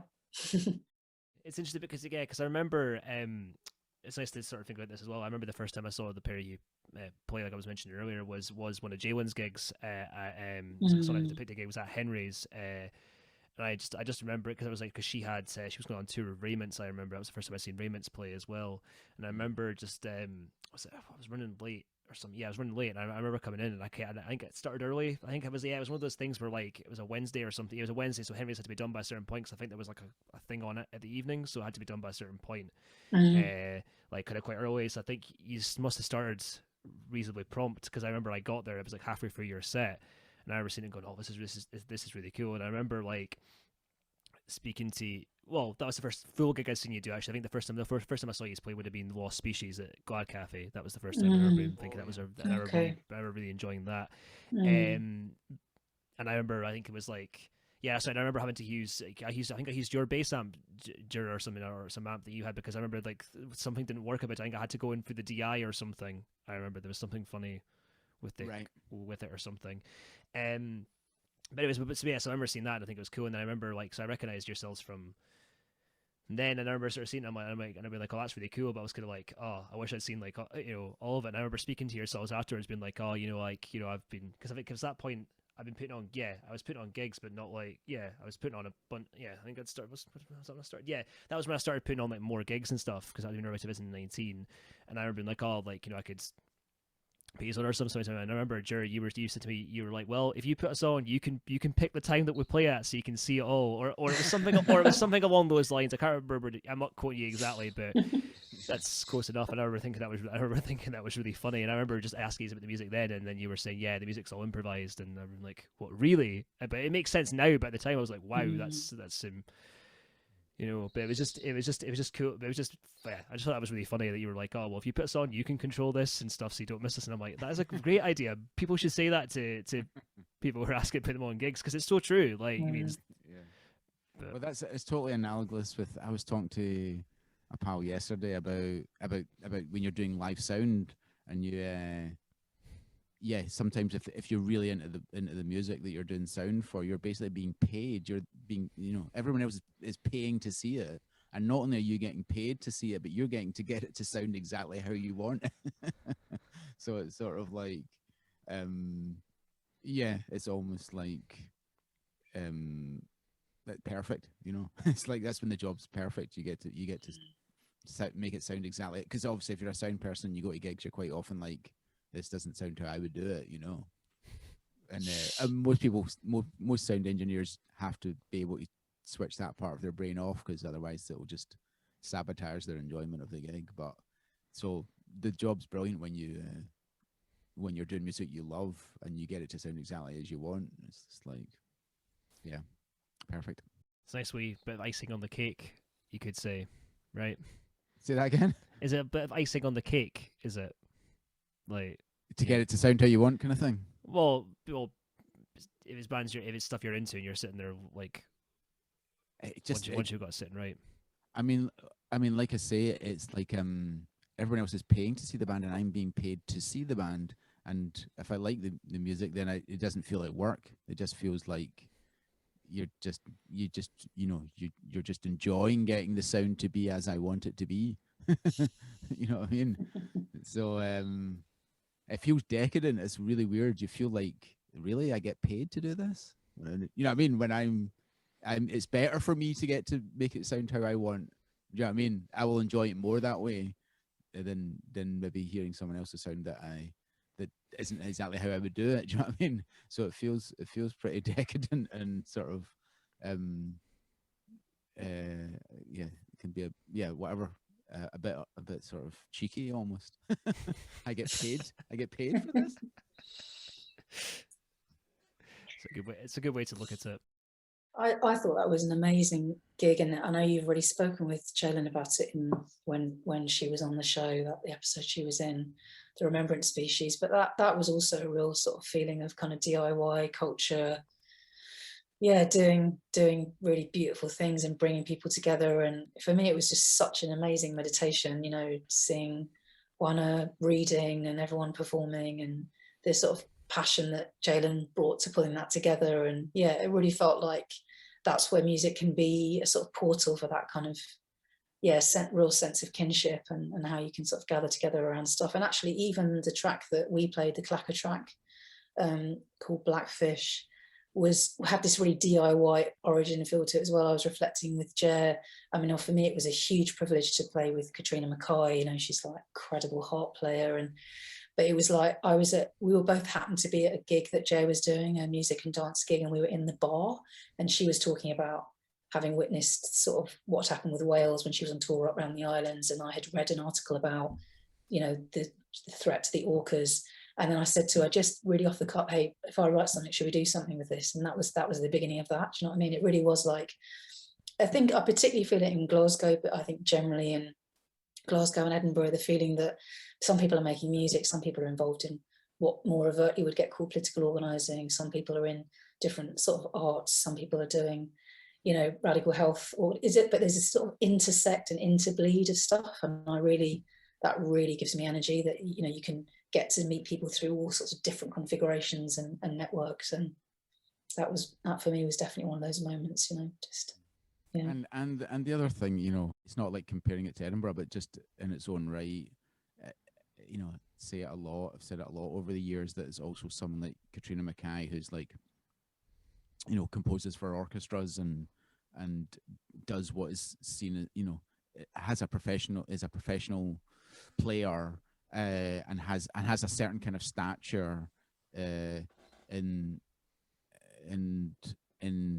conventional music world. Is also just like really fucking easy. And I mean, she's a brilliant person, and also there's just such a, I think often in Glasgow with all kinds of people who do music, no matter how successful they are or perceived of being, there's a real lack of bullshit, you know. There's just there's a base layer of down to earthness, you know, and often, you know, and good politics and good ideas. And yeah, I mean, Catriona's another great example of that, of somebody who in other scenes you could imagine would not be as down to earth and easy and cool as she is, you know. Yeah, and up for that sort of DIY spirit. She was like great. I mean, she's like proper so busy. Do you know what I mean? I imagine it's pretty busy touring schedules and, you know, pre-COVID. But it was just like, yeah, great. I'm free this day. Let's do it. And we're in like some, you know, really cold, pretty cold studio making pop shields out of coat hangers and nylon tights, and you know, but she's just like fucking amazing. Just came in, played incredibly beautifully, and was so warm. And it's like, bloody hell, you get to do that together. Do you know what I mean? And there's not a penny exchanged. And that's you know, it. But Catriona, I mean, sure, it's quite interesting because Catriona's actually, I met Catriona through the Glasgow Improvisers Orchestra, which is, you know, I've been doing for 6 years now, and 6 or 7 years, and so much has come from the Glasgow Improvisers Orchestra, the little groups that I do that are sustaining over time. But I met Catriona through that, and then went and had a week residency with her up north with a drummer called Stu Brown. We were in Leith Art Centre, which is right up in the top northeast of Scotland. Really amazing spot. And we had a residency just to kind of explore approaches to improvising and then do a gig. I mean, another interesting story about that is that the guy that was running Leith Art Centre then was not convinced that, even though we were booked to do the residency there, I don't think he booked us to do it. I think it was somebody else in the team who were the administrators there who booked us to do the residency. And so the guy who set up Leith Art Centre and ran the place wasn't so sure that people would come from this rural community to come and see improvised music, and actually people, and whether they came or not, whether they would get into it or not, or whether, you know, so-called understand it. And it was a really amazing experience because people came, like, you're in, you know, you're nearly at John O'Groats, you know, you're really away from big cities, and about, must have been like 70 people in the room listening to free improv, and really fucking getting it, not feeling like they needed permission to get it, not feeling like they needed to know certain reference points to get it, really, like, in that beautiful way that improv can just really tap into very direct. Although, of course, a lot of improv has aesthetics attached to it, a lot of the time what's being put across by the improvising is not so much about aesthetics. It's much more about approach, about, like Lee says, about freedom, about tapping into and I like to think that it taps into the understanding of creativity that's very, very universal. So even though you're improvising with musical instruments, some of the things that people said in a place like Leith, people would said, oh, that bit you were doing there reminded me of being in the bath when I was 3 with my sister. Do you know what I mean? And making sounds in the bath or whatever. And that was as much about this understanding people could recognize in improvising that there's a playfulness in it, or a playing in it. That thing that playing is like incredibly serious, you know, not that thing, the opposite, that playfulness or playing is seen as something disposable, but actually it's like totally fucking crucial to how humans interact with them, how we learn about the world, and how we interact with each other through play as a kid or as an adult, you know what I mean? So it's a really brilliant experience to go there and really sort of confirming the sort of importance of improvising and how much and yeah, like I say, and how often that can be transmitted as a universal thing, you know, not, you know, it's sort of irrespective of the kind of sounds you're making, you know what I mean? Yeah, sorry, Jer. No, sorry, and just to finish off the story, I was just connecting to what Lise was saying, and that's when I got to spend a week with Catriona, and it was really amazing to play with somebody who's really trained with music, but as Lise said, was incredibly open just to playing with somebody who's completely untrained and just has picked up things by his own, by playing with people and listening, kind of thing. And to meet, and Catriona's so cool in that way, like you say, Elise. There's just no distinction between. She's not interested, like you said, on whether it's a posh studio or a DIY place. There's just a commitment to trying stuff and sharing stuff, and she's just got brilliant priorities. It's just like the music is the priority. All that other stuff, whether it's the business around a big project or not, or whether you're trained or not, is just irrelevant. So anyway, just to say that she was kind of important for me to get to play with her when I just started playing with Gio, actually. So yeah, that's cool. I think that's really spot on, like, and really good words that you're saying there. It's nice that you give Stu Brown a reference as well. A reference I mentioned as well, actually, because he's great. Like, I really love his. I've only ever seen him do Mind Moth, but I love his Mind Moth stuff, and it's quite a nice feeling. I remember that because the first time I put yous on, Stuart also played that gig as well, because I remember he'd been only very newly gigging that stuff, and it was Dave McDonald who used to put a lot of gigs on in Edinburgh. He played in Star Rover and False Bus as well. He was him that. I think one day said to me, "Oh, like he put Mind Moth on before." Yeah, he'd put Mind. That's it. He put Mind Stew on before, and then he mentioned to me, "Oh, like, you've got to get our guy on at some point." And I was like, "Oh, cool." And then I listened to it, and I was like, "Yeah, like, I've got to get this." Like, so I remember I had him planned for 2 months before that gig, and then he couldn't do it. I think he hurt his back. I remember, and then he was like really apologetic about it and everything, and then literally we scheduled it literally like really quickly for the one with you guys, and I'm glad it worked out because it was just so nice. And I just remembered that gig when we were there, when he's all turned up and stuff, and just the pair of you, like you and him, just caught eyes with each other. You're like, oh hi, yeah, and it was just like this, like you could see this warmth, and it was just that was quite cool. It's the whole extended family, extended web of musical family. Yeah, it's always nice, isn't it? Yeah, but no, he's great, and definitely definitely worth folk checking out and everything. And Catriona's harp, and Catriona's, I only know her from the stuff that's up with yourselves, but yeah, that Blackfish song's a really strong one. Like, like musically and vocally, it's really strong. Like the words are really hard hitting, and the music is really incredible as well. And like, the way that you're all playing off each other is great. So the music for that is still improvised, is it? Like underneath Lisa's words. And you said where did you record that? If you were recording it somewhere? Well, I was actually going to say it's probably good to give a wee mention to the band that me and Stu put a CD out by called Drawn to Water, which is a quartet that came out of the Improvisers Orchestra, which is it's Stu Brown and me and Una McGlone, who's great double bass player, and Raymond McDonald. Una and Raymond were both kind of founding members of the Improvisers Orchestra like 14 years ago, whenever it was it started. So anyway, so there's a wee quartet of that. So wait a minute. So Blackfish, I recorded it in our studio, well, next door from where I'm sitting now, down by the Barras in the East End. So I recorded it, and did we do a couple of passes and then just edit them together, Elise? How did we do it? I can't remember. Something like that, yeah. That's my memory, is that we just spliced stuff together, but it was one recording session, I think. Yeah. Yeah, yeah. One day, and I think we just freely improvised actually, and then I did some editing afterwards. And what was killer at the gig was, that we didn't try and replicate the recording we'd already done, but Catriona's so incredible that she remembered what she did. She'd improvised it at the time, and then she could remember at the gig and was pretty much doing exactly the same thing. It was like, and I was in a roughly the same area, but she was just doing the same thing. It was amazing. Yeah, incredible. But it's not, you don't need to get too far down into this, but just to say, I think it is really interesting, that process of that's available now with computers, not just that the computers exist, but the level of power of the computers that is a creative process you can have now of improvising and editing. That's so many people I know, that's how they do their music now.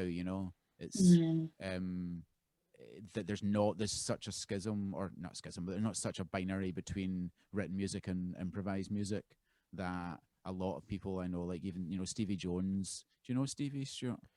Was he the guy? Was Stevie the guy that you were doing the sound for when I came to Glasgow last year to pick up the Sumshapes record from you? Exactly, the CCA. Yeah, that I very luckily, just because I was waiting to meet you for the record, I just got to sit in on the sound check because I turned because I was like, oh, when are you free? So I could pick this up, and you were like, oh, I'm doing this. So I came in, and I just remember getting to sit there and watch this incredible music that, like, I think I don't know what the tickets were, but I know folk were paying a fair bit for. Well, for a bit, it was definitely like more expensive than the shows I was going to later that I was going to like that day because I was good because I think that was the middle of the because I think I'd already been to a matinee show, then I was going to like a show in the evening, just sort of two fun.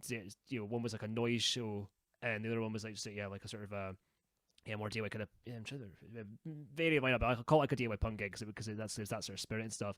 But I remember just in the middle of that, so I've had to got like 3 gigs in one day, which is pretty sweet. And one of them I didn't even intend to go to, and it was Stevie Jones, brilliant. And it was beautiful. And there was like Rafe was playing violin, and there was lots of woodwind and stuff, wasn't there? And there was like strings and And there's I mean that's literally that's an hour-long podcast to talk about Stevie Jones, who's in that band, and what my connection is to it all, and what they've all done in different configurations and all that. But the band's called Sound of Yell, but it's Stevie writes all the parts.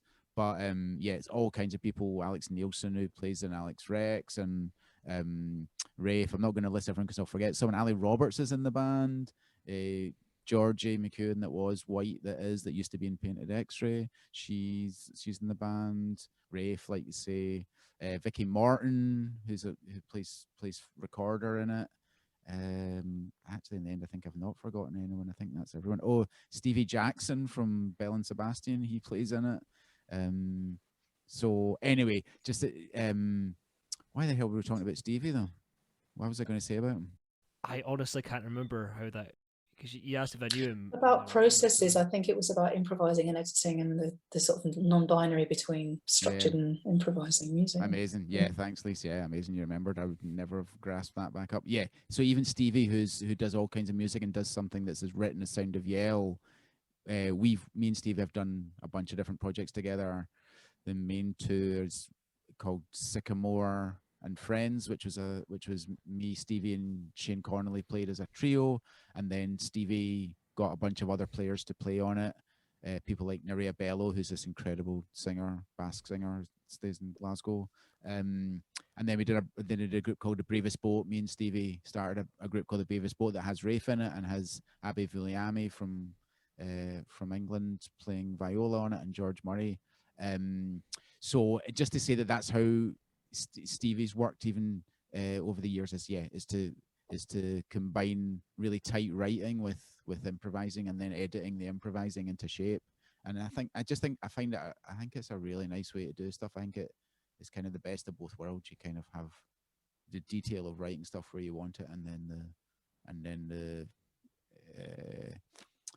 immediacy of improvising as well at the same time. Anyway. That was a long answer for something that should have been quite a small point. All good words and interesting. I'm just trying to think now, because there's plenty of things I would ask you about. I'm just debating if we should have like another breather and then do it, because I want to ask Lisa about the book and the album, and I should touch on your other bands briefly, as well. But I'm just debating if it's worth. Just not sure if it's worth talking about it just now and then breaking, or if it's worth having a small breather and then coming back to all that. For what it's worth, I could use a pee. Ditto. So we could break now and then reconvene if that feels okay for you. Yeah, it does, because I'm thinking if I don't pee now, I'll probably need to pee in like 10 minutes or something. There you go. That's a very good idea. So I'm just gonna wolf down this like huge cup of tea. So yeah, exactly. Cool. Right, we'll break and we'll play some songs.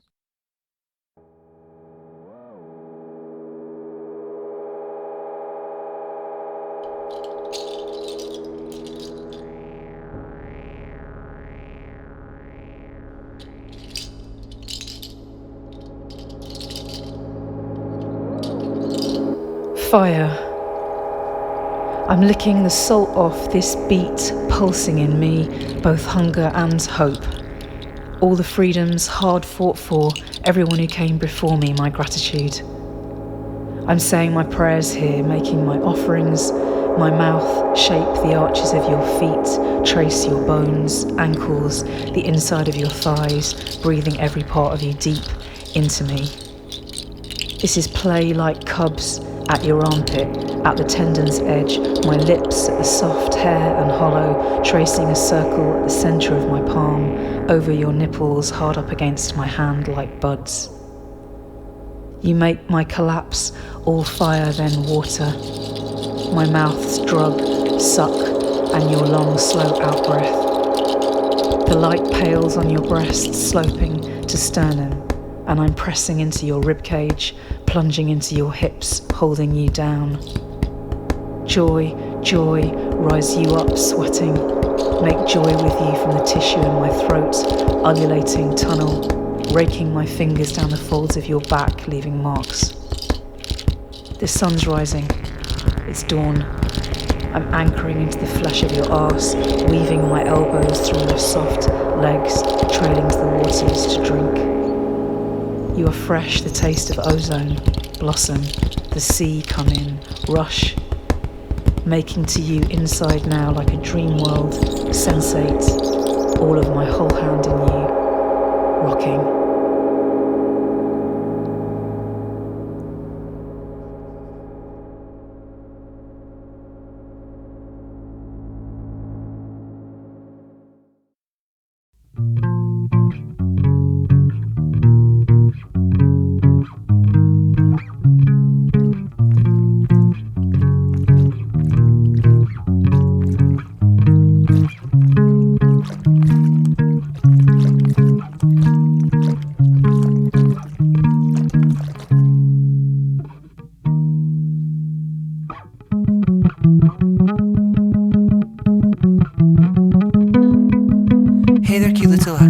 Swimming in the water, you were known as a walking fish, but you're actually an amphibian.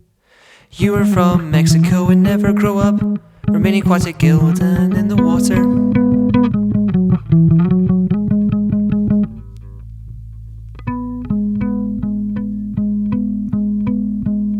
You have a cute, goofy smile.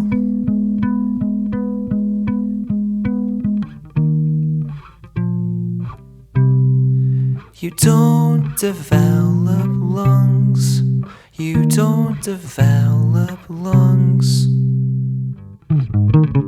You're a master of regeneration, and sometimes You glitter a gurn.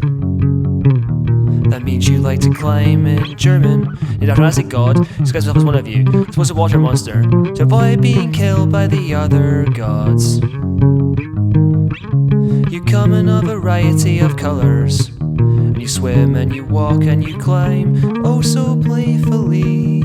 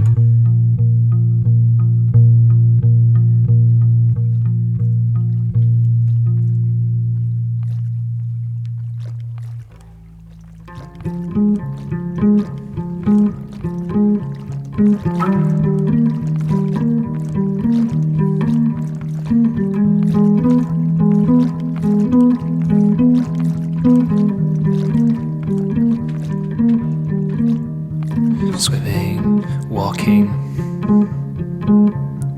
climbing, smiling, with a big cheesy grin.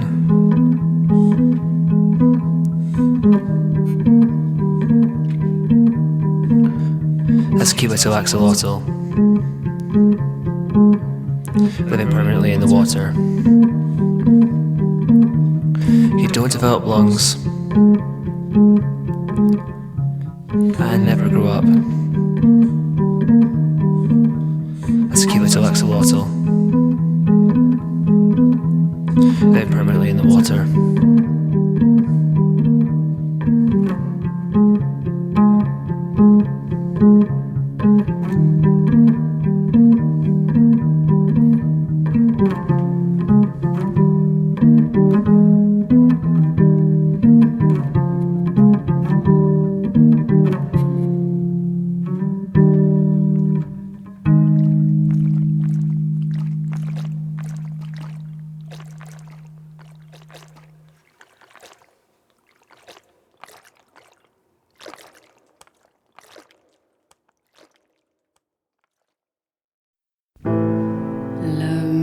Love me, say you do.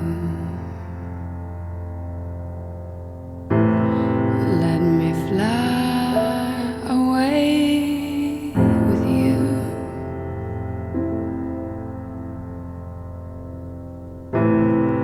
We are creatures of the wind.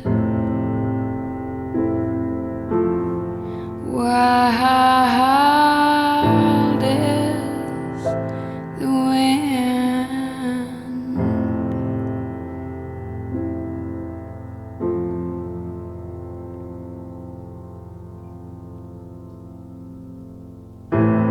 Give me more than one caress.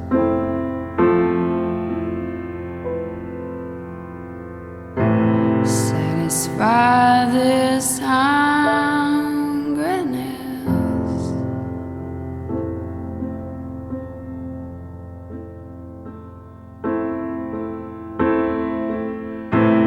We are creatures of the wind.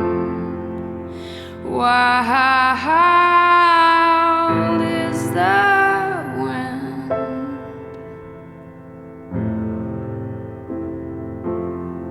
You touch me. I hear the sound of mandolins, baby. You kiss me.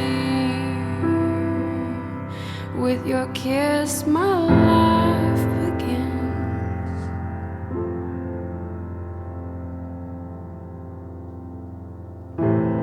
Like a leaf clings to a tree.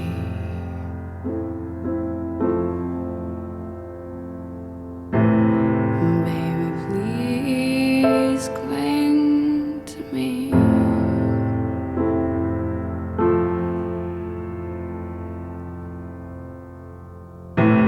We are creatures of the wind.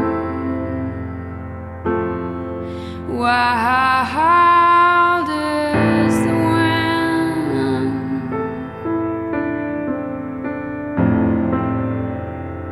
You touch me. I hear the sound of mandolins, and you kiss me.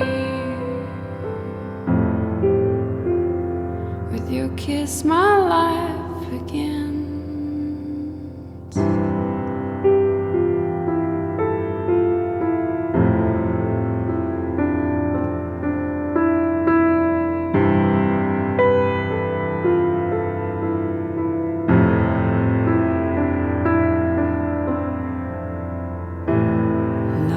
Love me, say you do.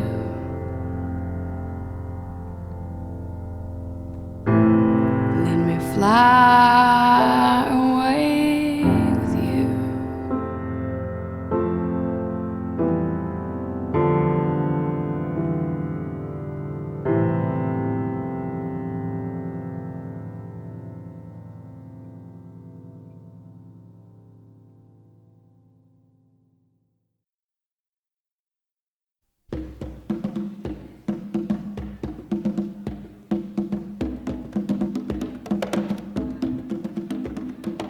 A rat done bit my sister Nell with Whitey on the moon. Her face and arms began to swell, and Whitey's on the moon. I can't pay no doctor bills, but Whitey's on the moon. 10 years from now, I'll be paying still while Whitey's on the moon. You know, the man just upped my rent last night, cause Whitey's on the moon.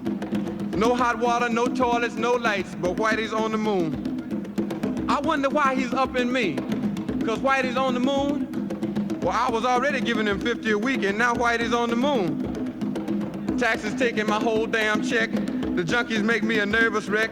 The price of food is going up, and as if all that crap wasn't enough, a rat done bit my sister Nell with Whitey on the moon. Her face and arms began to swell, and Whitey's on the moon. Was all that money I made last year for Whitey on the moon? How come I ain't got no money here? Whitey's on the moon. You know, I just about had my fill of Whitey on the moon. I think I'll send these doctor bills, air mail special.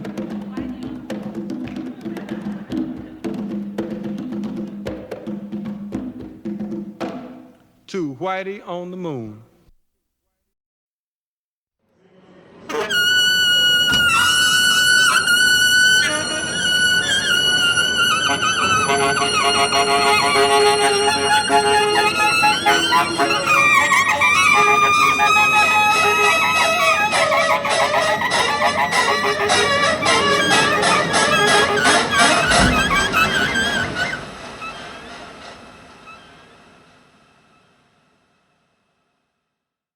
Shuddering still from the seismic after effects, diffident houses stacked on the hillside. My eyes begin to skipping. Fireflies illuminate the pathway for us. They say what's for you won't go by you.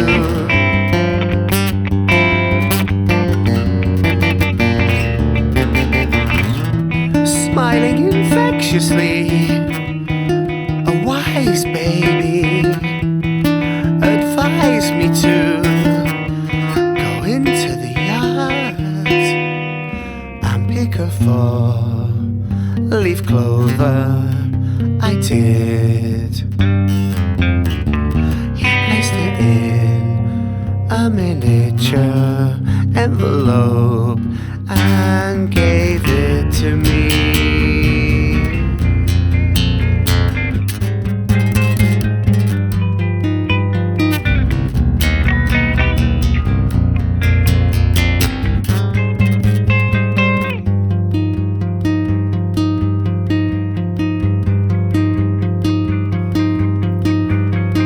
The spectre and his many victims begged for release. At long last, the bones were exhumed and planted in their rightful place. From the graves rose two children who softened the hearts of the whole village.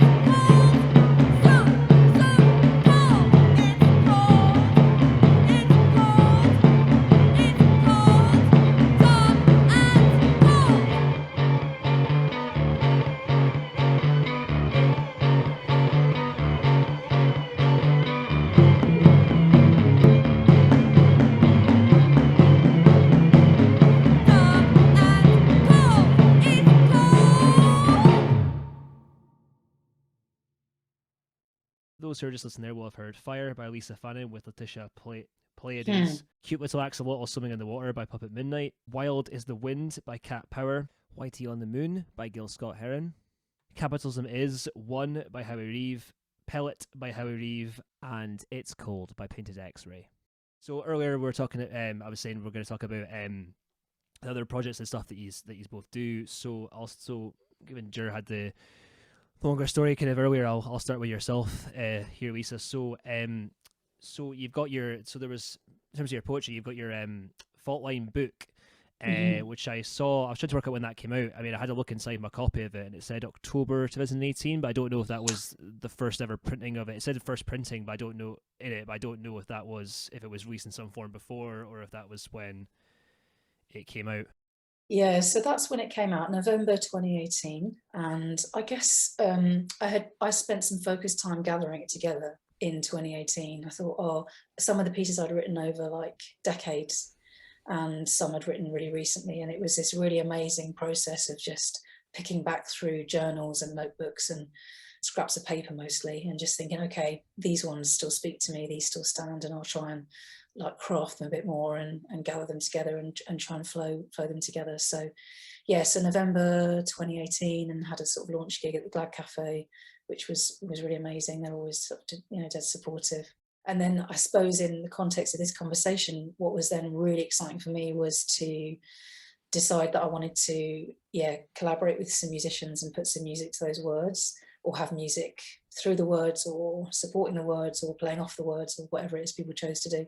And so I was just really lucky that through, again, I think a real DIY spirit, people who know each other, friends of Jer's also, like, I'll acknowledge that as well as a nice link through like the network that Jer has around him over sort of years of being in Glasgow. I just asked people who I really love their music, and I had very specific people in mind for the particular pieces, the particular bits of words, and everyone said yes. I tried to get some funding in it and it failed, and I said to everyone, look, there's no money now, and everyone was just like, definitely just doing it anyway. And so people just for free, I sent the tracks. Jer recorded the tracks in the same studio as Catriona Mckay, that studio, and we just sent them off to people. And then it was the most exciting process, just getting tracks back in the mail. Do you know what I mean? Like, there'd just be like something dropped in my inbox from Luke Sutherland or Simo Wu or all these amazing musicians, and you'd be like, what the fuck have they put on it? And it was literally like, my god. And then you play it, and I was often just like, I just couldn't just totally stop them tracks, and often was shed a tear and just like, wow, this is what you've felt with those words, this is what you've put to them. And you could feel people's spirit of people just in the music. So, and then with some people who I collaborated with, I gave a bit more, I put in requests a bit more, as maybe like 3 or 4 tracks where we had more of a backwards and forwards thing. And I said, I can really hear this, and how would you feel trying this? And some people, it's just like, here it is, do whatever you want. And I released that, recorded that in 2019, and then obviously COVID hit. But thankfully we'd done most of the recording, and the rest was just all done remotely. So people just did their stuff, sent it back, Jer mastered it, mixed it and mastered it, and then released it as a solidarity fundraiser for More, which is a migrant solidarity project based in Glasgow. So we made a nice bit of money for them, and it continues to do that. It's up on Bandcamp, so if people want to support that project, who are doing like incredible work all the time, a lot of the time, then that would be a really amazing way to support them. It's some solid variety and stuff on that. Like, I've not heard every single one on that, but there's the ones that I've listened to a chunk of them there, because there's a lot of tracks on it, but like none of them they all sound so different. Like, there's like a lot of sort of variety, there's a lot of incredible musicians on it, right? The one like Jay, when we were talking about earlier, Bellongs, her one's really incredible. The one we just played earlier, Fire, that with Letitia Pleiades, with amazing. That was really cool as well. She was almost playing, it sounded like it was like delay kind of drony pedal stuff, and then there was almost like there was like seashells or something, or all of that. It was a really beautiful mix of sounds. I really that was loved incredible. I listened to the one with, is it Shimei Wu? Sime, again, cello, electronics, absolutely extraordinary. I could not believe what came back. I was like, you're kidding me on. Absolutely beautiful and amazing to work with, just so easy. And again, that feeling that you're working with like really experienced musicians, and I'm just a bit of a nobody. Do you know what I mean? People were just generous, and Yeah, it's pretty amazing. There's all sorts as well, because I don't know how to say her name correctly. The what was her name? The girl that plays the flute on it. The flute, Diljit. Yeah, there are that's it, two that's it. flautists on the album. But, I feel bad. I've met her once actually. I don't know quite know her name because obviously I know yes, obviously she's Capil's wife and I know Capil and stuff, but obviously I know she's a great musician in her own right with like the flute playing. I've seen her play with him and stuff, but like I just don't know how to say her name. I'm sure they just before, but it's I just had no idea. Yeah, I don't know how to say her name. I want to make sure. I was just like, I'm gonna mention it. I was like, if I mentioned the flute player, Lisa will probably remember. There are two flute players on the album, but Diljit is one of them, and was like fucking amazing. Like I'd never met her. She rocked up, and the sort of energy in the room just drops. Like she played the flute, and it was just like the frequency changed in the whole fucking room. It was totally amazing. I still want to listen to that track. It really, like, my breath drops. Yeah, it's like extraordinary playing. That one's really good. And then there's also the one which we're going to play later that you did with like Jers on one of them with Alison from Painted X-Ray as well. Like, it's kind of cool because that one's almost like it's different, but that one's kind of like it almost feels somewhere in between like a Painted X-Ray and like a Claquer track in a weird way. It's almost like this weird sort of middle ground between that. Yeah. Which is quite cool. Like I like that it starts with the taiko drum. Am I saying that right? Is it taiko drums? It is, yeah. Taiko drum. At least it starts with that, and then it could just builds into it. It's that's a cool one. If people aren't familiar with taiko drums, it's a Japanese drum. Well, there's different types of taiko drums, but that's the sort of heritage and lineage. Yeah, Alison's amazing taiko drummer, and it was very beautiful to write that. And yeah, it's crazy. It's 10 years. The piece you're talking about is nuclear, and it's 10 years since Fukushima, which is what the piece is about. And it's quite extraordinary that 10 years have passed, and suddenly it's like we're that far on, and now they're announcing they're about to start pouring the radioactive water they've been cooling the tanks with out into the sea, and just this ongoing sort of devastation. It's something to sort of reconcile, day to day, I think. Yeah. Still a hard-hitting topic, and it's interesting like that's like come out now, and then like you're saying that's happening. That's like I think it was a couple of weeks ago I read that in the news, and it was like, oof, okay, well I think they're going to start releasing it in 2 years' time, and they've claimed it's diluted down to the sort of safety of drinking water, and whatever else they're gonna say, to release that out. So I noticed as well on that album that there's a couple of songs on there that were actually done with Jer in the pair did it together, like the Claquer form initially, but then I noticed that you've like Apple Store. I'm sure there was another one as well. I can't remember, but like that you did with like different musicians and stuff. So was there like a conscious? Did you think there's a couple that where you like because all the loads of them, they were just they were the poems and they were music, but was a couple of those ones you've done before? Did you think, I really like these poems, they ring true in a certain way, I want to do different things with them, or was it just kind of like, I don't know, go with that. That's maybe the question. It's a really great question, because it wasn't a conscious decision like, I want to do the variations with this particular words, or it'll be good to do another version. It was more that when I'd gathered all the words together, and some were, one or two were from Claquer days, and the rest were from all other sort of notebooks and journals, that when I saw them all as a collection, there were ones I definitely wanted to hear in the album, and then there were ones of those that I definitely wanted to hear played by certain people. So for example, the Apple Store is an amazing musician, Marion Kenny, who plays Chinese harp and flute and piano, all sorts of things, but plays Chinese harp on that track, and I just heard her harp through it. That's what I just had in my mind. And then when she came, and that was the only one I think that we live recorded. Is that right, Joe? There was only that one, and everything else was sent, just the files were sent to people remotely. That and Diljit and Marion were the only live. Anyway, it's not so important if people are listening for me.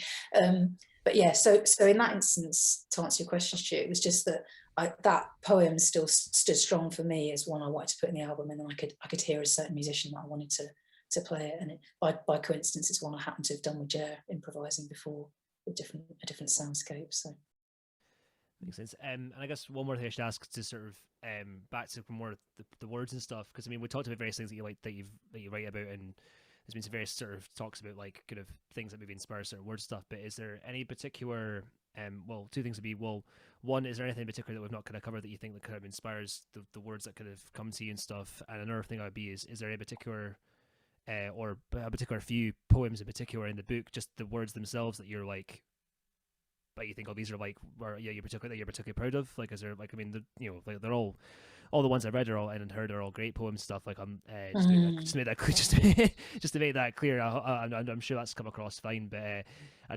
was wondering, is there any particular favorites of any particular favorites that you've got in there, and like is there any particular and also like what sort of things maybe that we've not covered inspires you with your poetry writing? Good sort of series of questions. Let's see if I can do it justice. I think it's less that there's words that jump out that are particularly, that I particularly like, or although there are many that resonate, and some were written almost like prayers for myself, and some were written as space to express, sort of the sort of depth of emotion around issues. There aren't particular words that jump out, but what I've noticed is that there are certain poems that I'll find myself reading again and again, and the reason for that is because they remain incredibly live in terms of their contents. There's one poem called Spell for Malik, which I wrote about a really young kid in Calais in the refugee camps there. I spent a very short amount of time there, and I met a bunch of women and met this young kid, and we were spending time together. And yeah, I suppose the situation with sort of borders and migration is just still relentlessly sickening and is going to get worse. And so it's what's interesting is that it's not that I think that I really love the words in that poem or they really speak to me. It's more that there are ones that just keep feeling salient to read out and keep feeling really sort of burningly important to read out and still make me feel the same amount of emotion that I want to transmit and I want dialogue around. Do you know what I mean? So maybe that's more the answer I would give to which ones are most resonant for me, I think. And I think you asked two more questions in that. Maybe something about inspiration for writing. Was that part of the question? Yeah, well, the first part of your answer was, is there any particular poems that you, I think it was just two. I kind of just said it in more words than I needed to, basically. One was about, like particular ones that you liked. And the other one was more about, like we touched on some of the things that inspired you, but is there anything that we've not touched on that you feel like inspires you, like with your creation of this stuff? Yeah, words. I mean, words just, a whole sort of enormous, lineage of incredible poets. And I don't want to try and even attempt to list them all off here, but I suppose, just trying to read a lot of poetry, and a lot of poetry that isn't necessarily, is highly known poetry, or someone just puts out a pamphlet, it absolutely blows you away, and someone puts out a zine, it just knocks you off your feet. You read one poem from a poet you don't like any of their other poem, but that one poem is really incredible. So I guess reading poetry, and with Claquer, the overlap between lyrics and poetry, that's what was really exciting, was like suddenly the clarity, but the dividing line between lyrics and poems, and obviously poems were always lyrics, they would have been spoken with a lyre, they were always accompanied by a musical instrument, that just all gets really blurred around is really brilliant. And I think I think it did affect some of the stuff I wrote for Faultline, is that I'd begun to think quite a bit about that words would go with music, do you know what I mean? And I think that was not massively, I mean, it wasn't like, I was thinking about the musicality and blah, blah, blah. It wasn't as conscious of that at all, but I think it was definitely in there, Yeah, that's all, again, lots of lovely good words and things there. I feel like there's more we could say and stuff there, but there's you both do a lot. I'm kind of like I don't want to condense it, but how do you like balance it all out properly and everything? But it's good to get more insight into like your poetry more, because I think some of the gigs it can be more about like the performance and and sort of like how you've been together and everything. So it's nice to just sort of ask you directly. Talk about the words and stuff, because sometimes also the gigs that you sometimes don't hear the words as well as you would like. Sometimes like when it's quieter you can, it's easier, but sometimes like because it's when sometimes but it's a good sort of thing, I think, because is a sort of thing where you want to stop and just completely like focus in on, and because otherwise you don't hear your hard-hitting words. So and it's really great you say that, actually, because what's really nice about playing music with the words is that you can have the freedom to sometimes have the words drop below audible, and sometimes they'll be forefronted, and in a way having the book's quite a nice thing. People can go away, and if they want to read stuff, they can go back in detail, read the whole poem and see the form, how it's been put on the page. But actually when you say it out loud, you can just fuck around with it and do more with it, and it's nice mix. Equally as well, if you're paying attention to like the words and stuff, I think you can still miss stuff. Like I find like sometimes musical bits can still stick in your heads. Like you just because that's the thing that's good. It's good with the parody as well. Like obviously, like it's good as the words are and stuff as well. Like you can still like you still hear it just as like sort of like the vocals are like an instrument and they're interacting with their instruments, like what Jer's doing and stuff as well. And like it works in that sort of way as well, which is quite nice. It's quite nice now. Like it's got lots of layers. Is what I'm getting at, which is quite nice. Like you can experience it in like the way if you hear some of the words, it's great. You can hear like just the musicality between the pair of you, which is great. Or you can hear like all the words and appreciate it that way. So it's nice to kind of have stuff that you can appreciate at different levels. Yeah, that's what I'm getting at. Which I'm into nicely. So Jer looks like he's ready. He's like oh I could feel this. I could feel my turn coming. So that sounds nice. So we've talked a bit about. So we said Alison from Paid X-Ray was on a track, and Jer's mentioned. Well, we mentioned Rafe earlier as well. So they're both in Paid X-Ray with yourself, Jer. So do you want to tell me? Well, do you want to tell folks who are listening a bit about Paid X-Ray, how that came to be, and what Paid X-Ray is and stuff? Sure.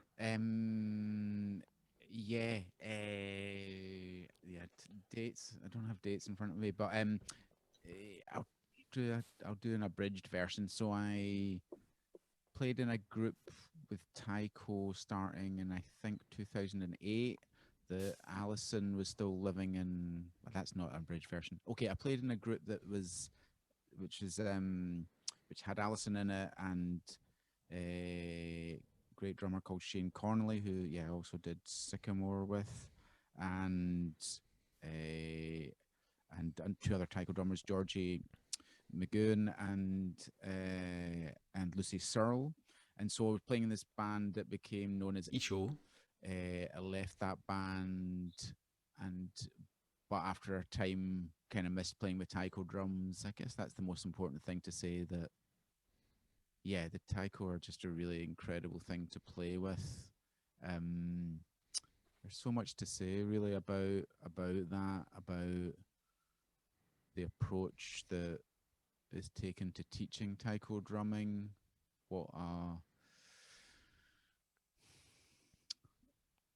In some ways drumming can be seen as something sort of simple in general terms. I think drums can be seen as something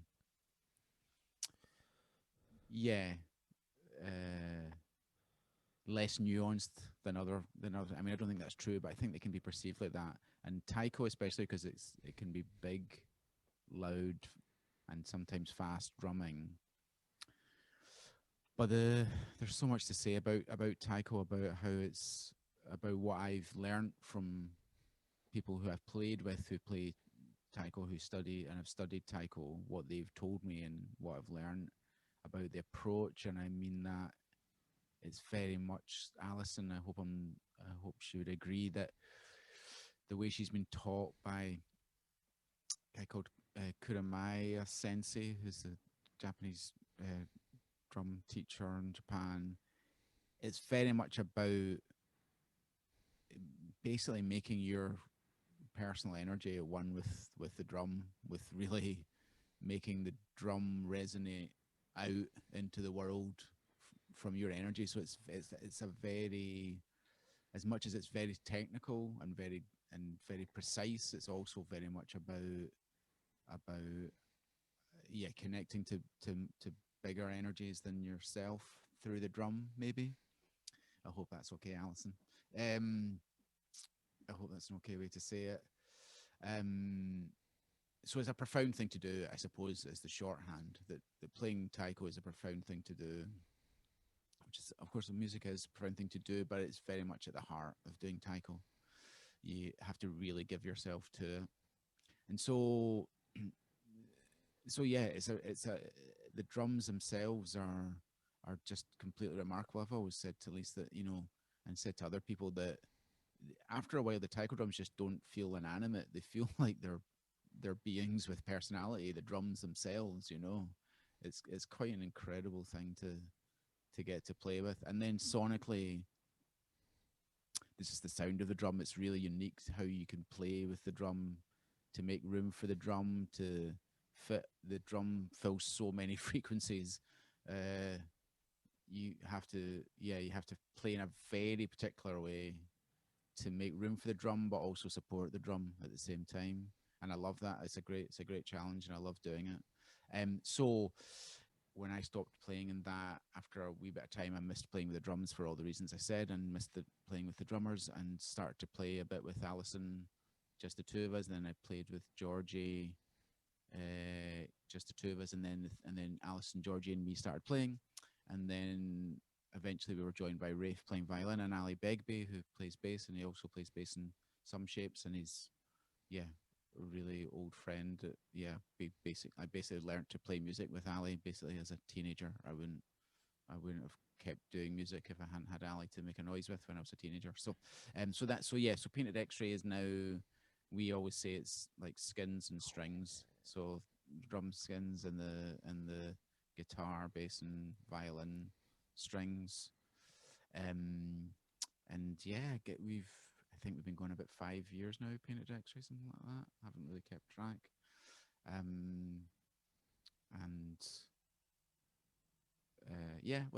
think that covers a bit of it, how singular it is to play with it, It does. We could almost do a kind of entirely different episode on probably Painted X-Ray, I imagine.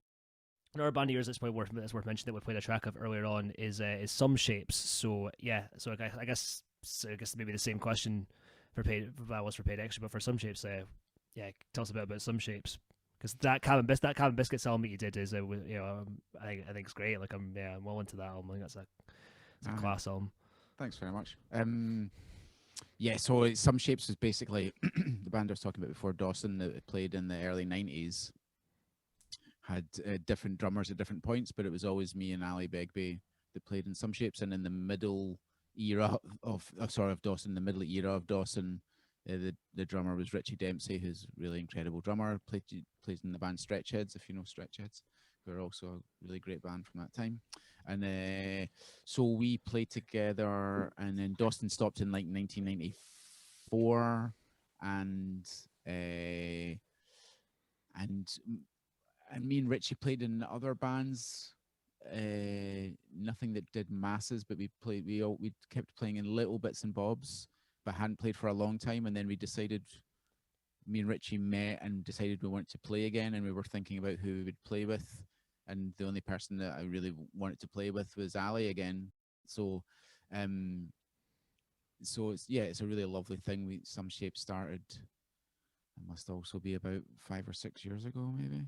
And but it was basically the same lineup as the middle era of Dawson, but we didn't want to call it Dawson. We didn't want to do old music. We wanted to do new music and just be free to do whatever music we wanted to, without the expectation of people coming to see it and expecting it to sound like Dawson did back in the day.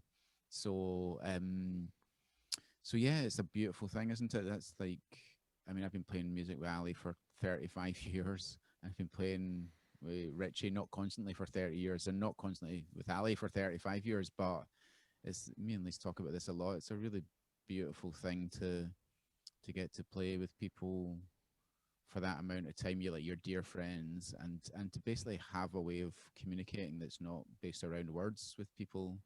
I think it's really important and to have in daily life, communication that's not verbal, but and to have those conversations sustained over such a long time is just, it's a real gift. It's incredible that you both have that with people and everything, and I would hope that because I think as well this I would hope by the time I reach sort of near my 50s that I'll still be doing music with people and and everything. And it must be like a wonderful thing, because you'll just with people, because I think of now people I've been playing with for a while, there's a lot of, you get each other and you can vibe off in a certain way, but that must almost be like clockwork when you get to play with someone for 30 odd years, or 20 something 30 odd years. So it's an interesting thing. If I'm being really honest with Ali, it's like I was trying to learn the guitar when I was a teenager and got bored, and then Ali and me played and made a noise, and then I got interested, so I wouldn't have kept doing music at all. So with Ali, we've always played music, but then when we met Richie and started playing with Richie, honestly, it was like clockwork from the start. So it's sort of, it's not even that doing something for a long time with somebody makes it more telepathic. It was really pretty telepathic to start. It's more it's more it's more to do with something about having nothing to prove, or just being there being such warmth to it. Maybe that's it. You're walking out with the same collective goal at the end, and you really, I guess you've been doing it for so long, you really realize that you're walking in there wanting to kind of achieve the same harmony and creation together and everything. And you're right. Some people you do just meet and you do just hit off with really quickly, and you just create. And there's some people you can. I find there's certain people, certain things you do. There's only certain people you could do it with, and that makes sense with you with like. And it's like stuff. Totally. And in thinking about speaking today, I was just thinking about that whole thing of DIY, and thinking about these are and talking generally about DIY, it felt really important to mark the fact that all these connections and friendships that I still have, like decades later, are with people that either didn't necessarily play music with, but was involved with doing music with, or seeing their bands, or meeting people through music basically, and creating these great friendships and connections and points of solidarity and support.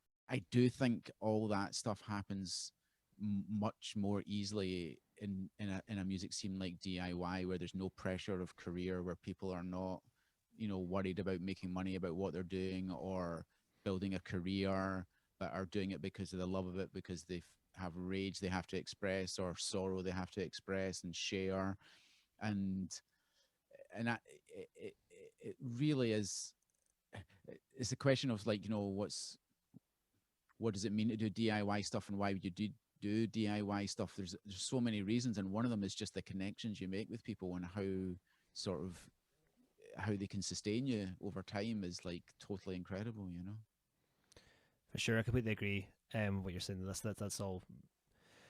He's spot on and stuff. Everyone, when you're making music or art in any form, like the important thing is to be doing it for the love of it, and the idea of the passion, and be creating something. And you never want to really like lose that. Like I feel if I lost that, you wouldn't be being as true to yourself as you should be, because music is, or art, just because art in general is an expression. Whether it's poetry, painting something, or creating like music, it's all like an expression of, or if you do it with people, it's all an expression of your collective outgoings and personalities and stuff together and everything, or if you're on your own, it's an expression of that, and it's important to remain true to that, basically, I think is what I'm getting at.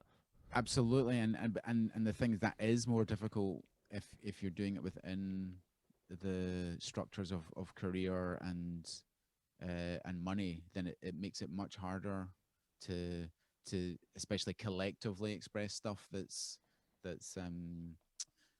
a really direct emotional. I'm not saying it's impossible. I've got lots of friends who for a long time have made a living from doing creative things, doing art, but in my experience of music, it is much more difficult to build sustainable, beautiful connections to people that sustain over time. It's much harder to do that if you're in the structures of the music industry. Do you know what I mean? And in the end, it's a serious business doing things in a DIY punk way, because I've seen lots of people who tried to do music within the industry, and it totally ate them up, and they stopped doing music, and they stopped doing it for a long time. The DIY thing. It's not just a matter of it being more fun. It's also a matter of it being more sustainable. Yeah, because there's some moments where DIY stuff can be quite difficult and everything and stuff, for sure. Like if you're worried about because there's all sorts of certain pressures and stuff on DIY stuff. Like particularly sometimes when you're if you're doing like a small gig and stuff on like a small budget, and bands need money to cover their travel, or for their various various things and stuff, so that can sometimes put unnecessary stress on what's meant to be like a fun and creative experience. But it's all about music should be valued in a certain, or art should be valued in a certain way that it's unfortunately not at the moment. To kind of a lot of smaller stuff, a lot of people assume it's all fine, but then moan about paying just over the price of a pint for a gig ticket, which has remained the same price for so long and stuff. And Yeah, so I think so. Yeah, so basically there are moments in terms of like sort of financial stuff where it could be quite hard. And I remember once when we had one time I did put paid extra on and stuff as well. Like I remember that gig, like the lineup did work. It was a really good lineup. It worked out really well. But I remember before that gig being like, shite. There's like 2 other good gigs on in town this evening, and I have like.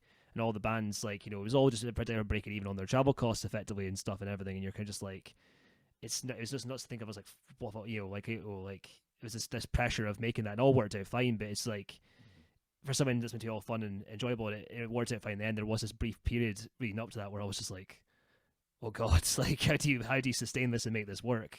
And you shouldn't have these moments, but that's unfortunately, I think, part of what happens with the DIY life, I guess.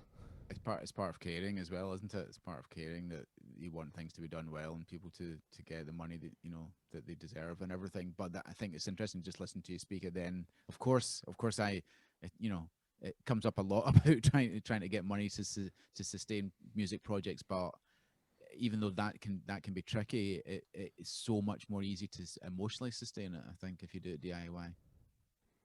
Yeah, in some ways for sure. Like if you're all on the same page and you're all by the nature creatively, yeah, there's a lot of there's less pressures on making stuff, and you're right, you're totally spot on with that as well, and like keeps with doing stuff. But sometimes I guess like, you know, it can still get intense with people and stuff, and you know, people are people, and you can still like fall with people who you love very, very clearly and stuff over like stupid things in music when tensions get to high and stuff and that. But that's all just part of it.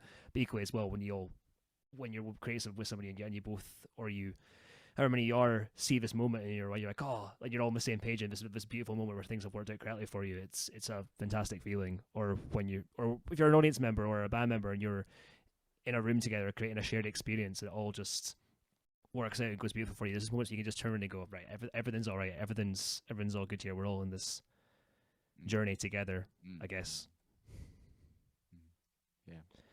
But I guess so. This goes to you both, I suppose. I mean, because I think I was going to ask the pair of you, like, if you had any advice for young musicians and artists and stuff. But I think a lot of the stuff that you've both said and that we've kind of all collectively touched upon, I think, kind of really covers that in a lot of ways. I think there's a lot of stuff that's been said there as well, a lot of insights, and I've learned a lot from what both of you are saying as well this evening, which has been great. But is there anything else that you would offer to sort of young artists and musicians and stuff, or that we've not already said, or do you think we've kind of covered basically any advice that you could really give to people? I'm just curious to add, or I'm curious to think just a little bit more about the DIY sustainability thing, because I think in a way we don't have to set up any kind of false binary. Like I think there are things about DIY that are really sustainable emotionally and physically, and there are things that are unsustainable about it. And some people who, you know, are trying to bring up kids and working not really long hours, maybe haven't got the time and space to sort of, practice and come and play and go to gigs. And so it's like who, you know, I think in a way, rather than saying it's, I mean, I really hear what you're saying, Joe, and I respect that. The spirit of it's re-sustaining, and there's loads about it in terms of kinship that's re-sustaining, but maybe it's just important to identify the aspects that are sustaining and, you know, and celebrate those. And then try and think about how the other aspects that aren't sustaining can be somehow sort of supported more, you know, and so that's maybe just a thought, the additional thought. And it's funny, you know, I certainly don't have any advice for anyone. We were saying advice for like younger folk, or I don't really have any advice, but there's like a couple of things that are kind of in me or that come to me. And one is like, and Jerry and I have spoken about it so much, is that, you know, whatever way you're doing it, music and art is the opportunity to be in sort of immersive consciousness. And that's just annihilated by capitalism. You know, you're supposed to have these sort of ridiculous working hours, and, you know, school taught us to really fuck up our nervous systems. You know, you do physics for an hour, the bell rings, you do maths for an hour, the bell rings, you're supposed to do art for an hour. And how do we inhabit immersive consciousness and consciousness that's wide and broad, and that feels really subversive to sort of, you know, to sort of really give ourselves permission to do that in whichever ways we kind of can. And one other thought just around it is also, like, if you don't feel you have blood family or even community, because it can be fucking thin on the ground, there's something around art where you can feel a real sense of sort of family from just a lineage of like incredible sort of people that have made music or written words. I think you can really plug into that, and actually, yeah, that's a kind of a real reservoir, I think. Yeah, so that's nothing to do with advice, but just kind of thoughts that come to me really around sustenance and connectivity. Yeah, similarly, I'm not in a position to give advice. I think, yeah, I mean, I think people should be skeptical about people giving advice of any age. You know, I guess I was saying the thing about talking about things that have sustained. I hear you, Lise. There is a much more nuanced conversation to have about what's sustainable and what it means. And like I said, I don't think it's a binary. Also DIY and other things. That's not how I live now. I get paid for doing music sometimes, and sometimes I don't. So I'm not fully in one camp. But in thinking about chatting tonight, and thinking about days gone by, that was a strong thing that came to me. Was it's almost like the conversation can of course there's so much economic imperative, and I'm not understating that, and all the institutional prejudices that people have to navigate. Not obviously not understating that at all, but but my experience of it's almost like it's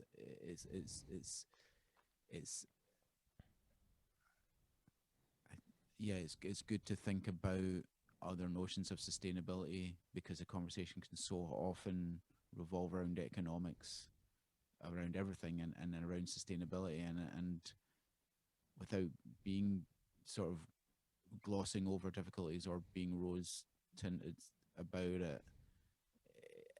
Like I was saying, I think, my experience, which is really different from giving advice, other than just to state my experience, and my experience has been that I personally have been sustained by friendships, a lot of friendships and creative connections that were made through DIY and through people not being part of building a career, or that certainly not being a focus, and I think that is a really beautiful thing. That's been my experience of being an adult, is that a lot of friendships that I made, with you, Lisa, and other people around that time, and Ali and Richie, and all the friendships that have sustained, many friendships that have sustained, and being a lot of support.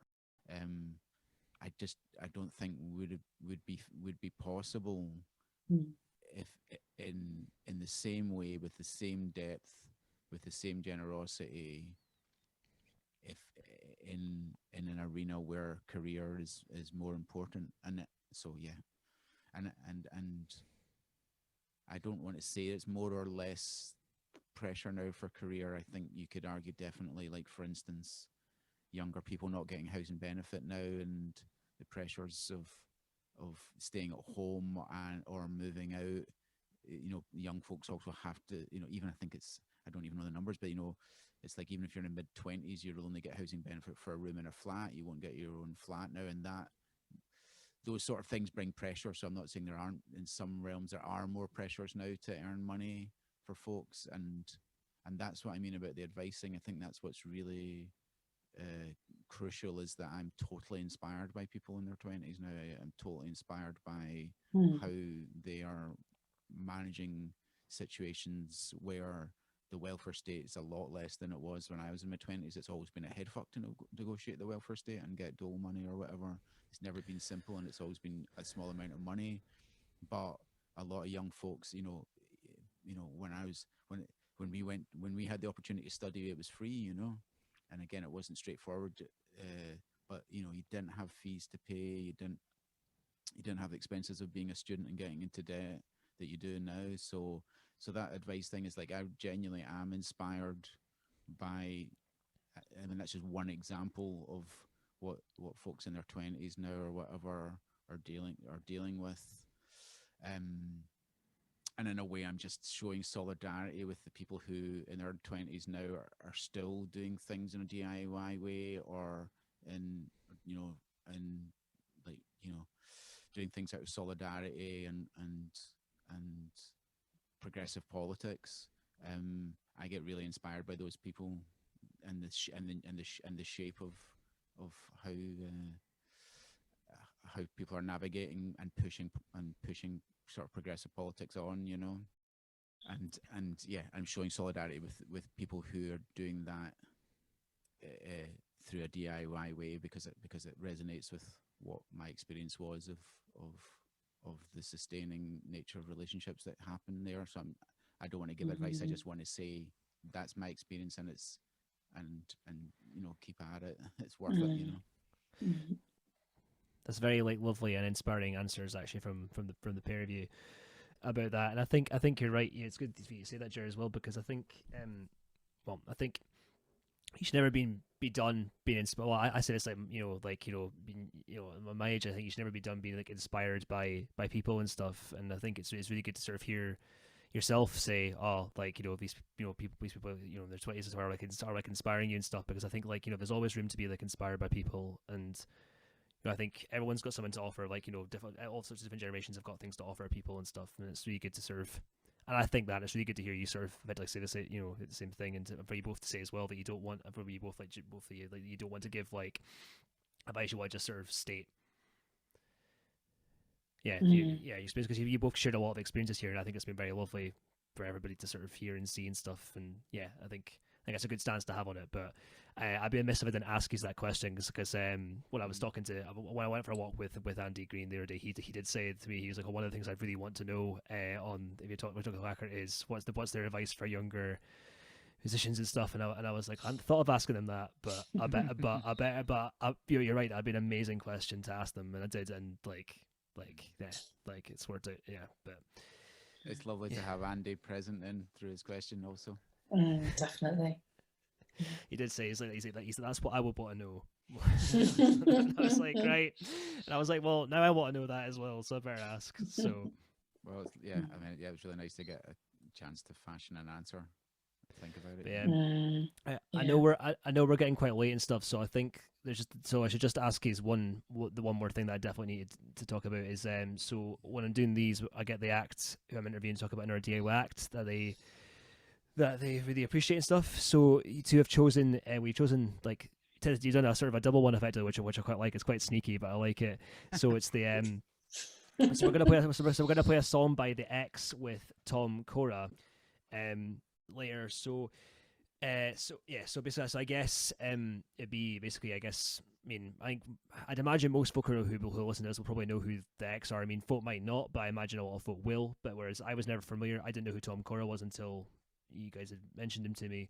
And that song, the Nuclear Days song, is amazing. It was a really, really cool song, and the playing from both the X and him on that is ace. And I really want to go check out more stuff from him, and I'm definitely gonna check out more. Yeah, I mean, I know a few X albums and I really like them, but they've got a massive catalogue that I really need to go look into. But basically, I guess this could be as short as you want, or as short as long as you want. Can you tell folks a bit about the X and then a bit about Tom Cora, basically?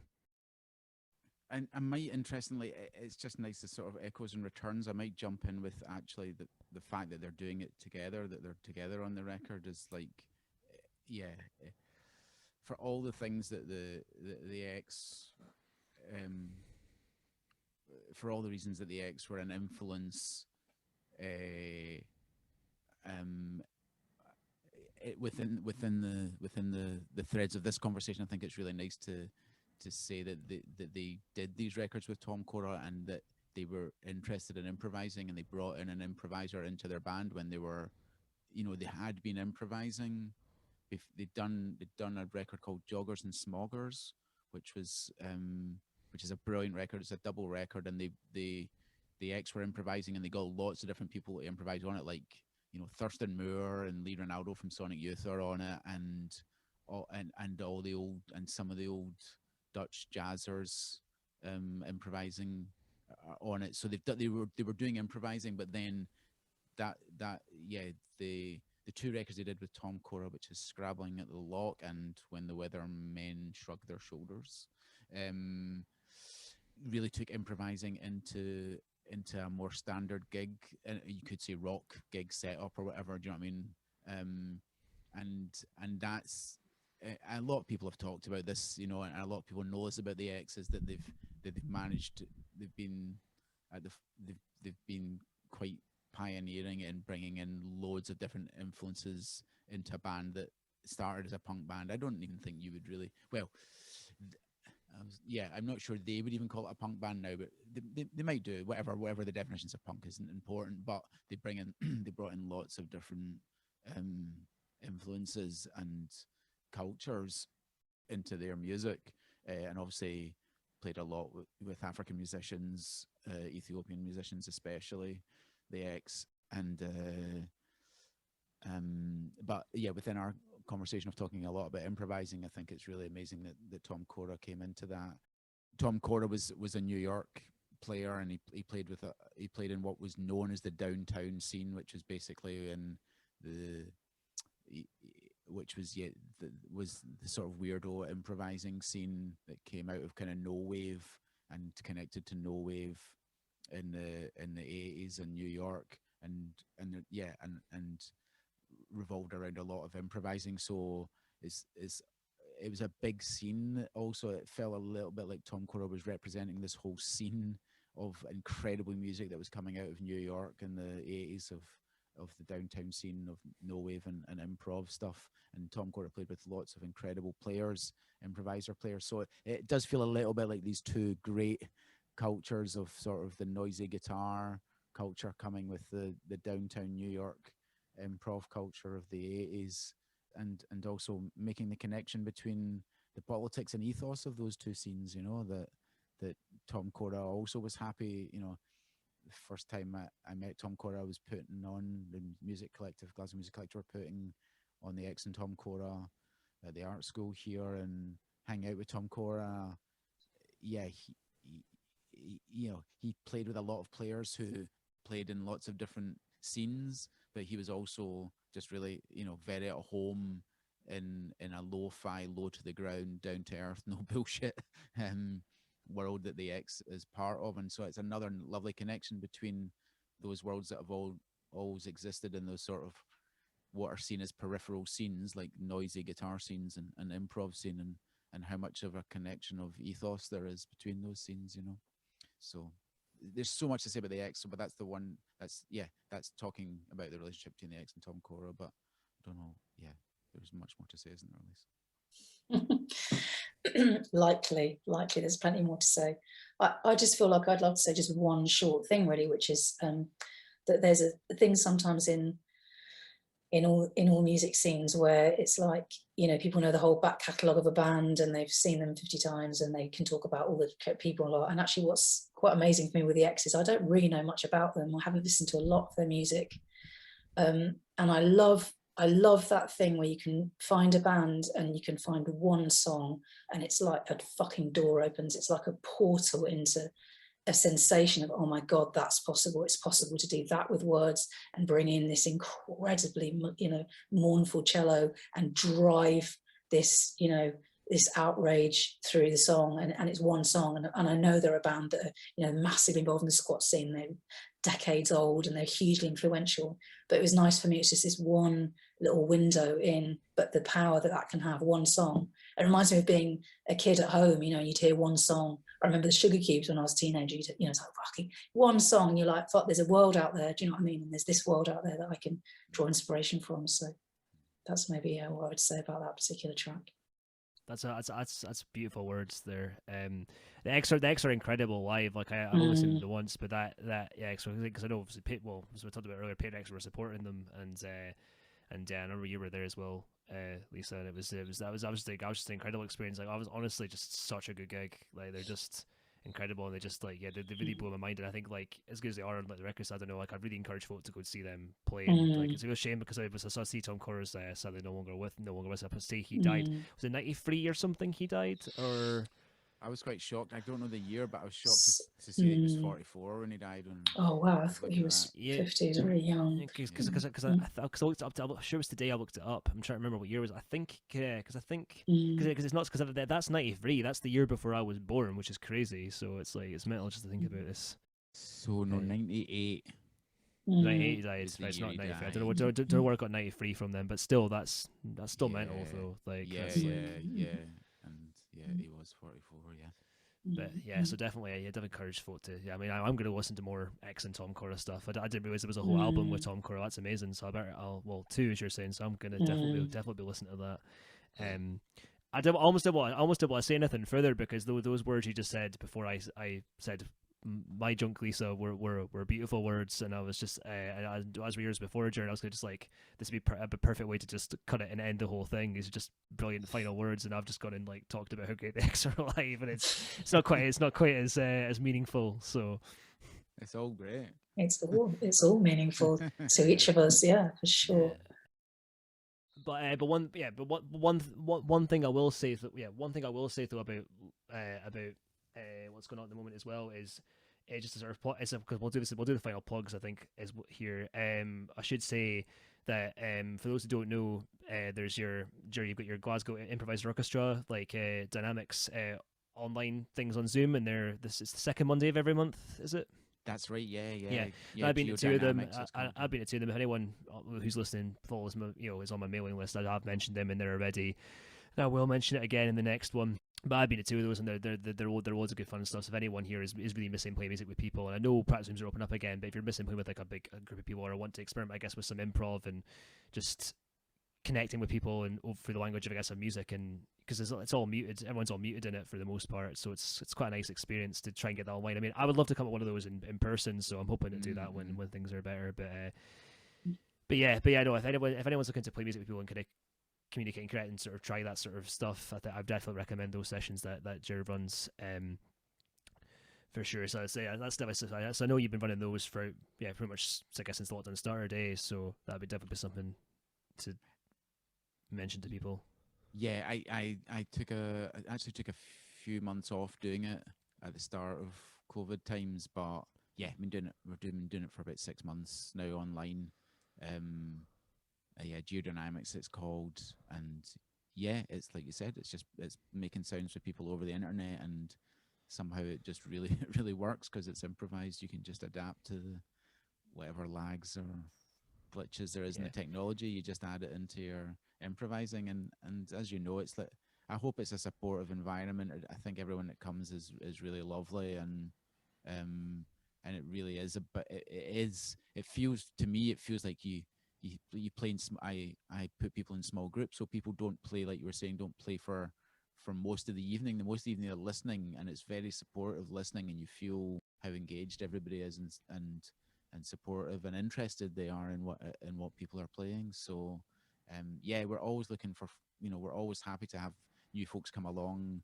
I sometimes think people can be a bit scared by the word improvising, but actually if you play music, you're improvising. Whatever music you've played, especially if you've written any music in a band or anything, that is improvising.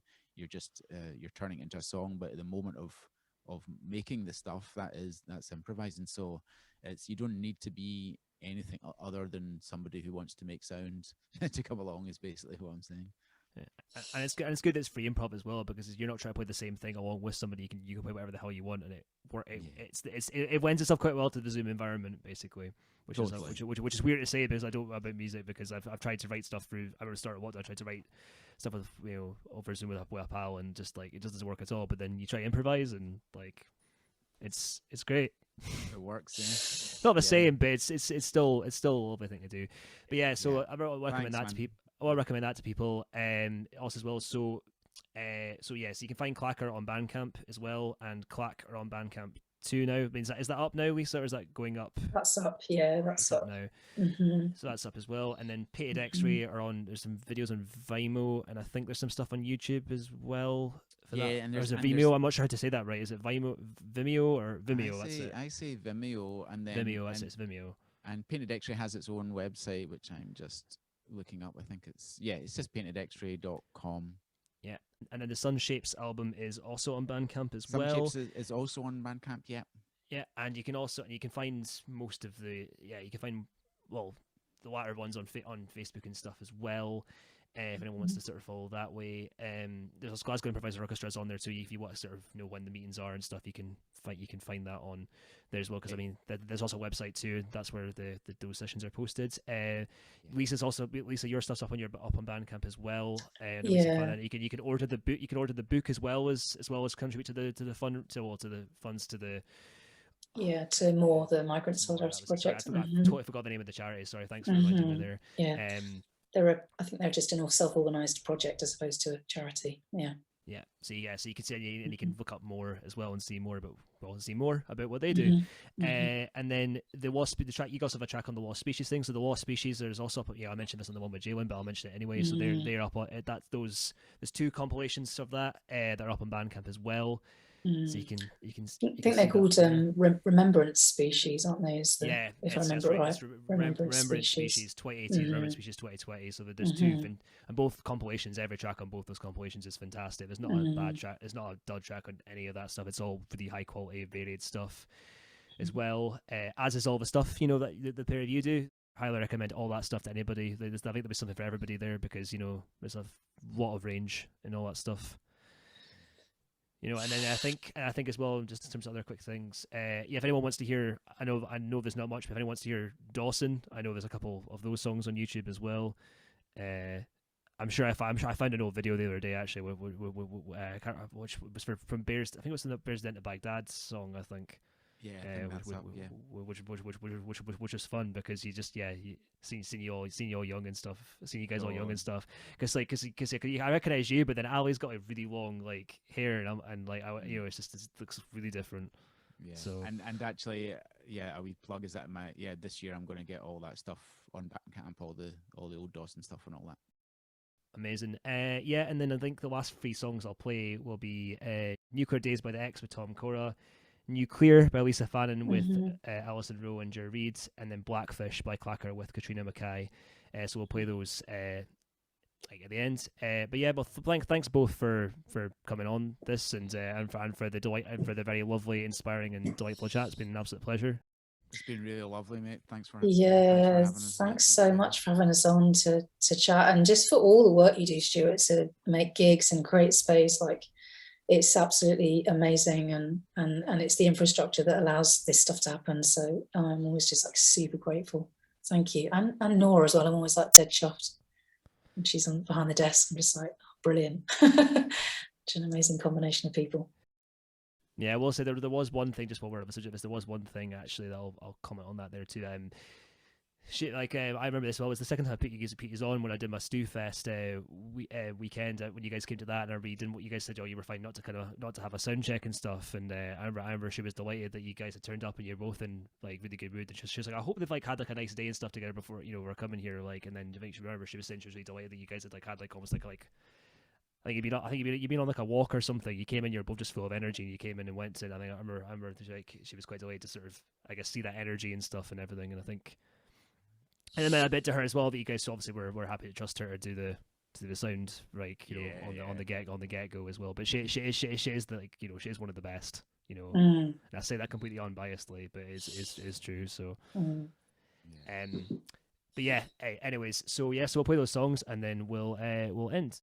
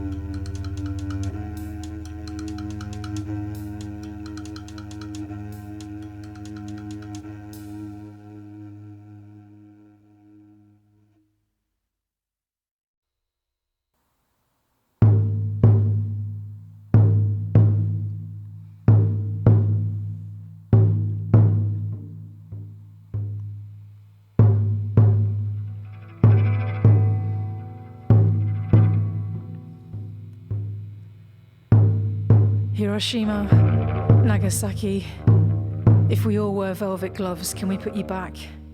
Black box, lower you down, chant, arrow tip, never to target, no target to find.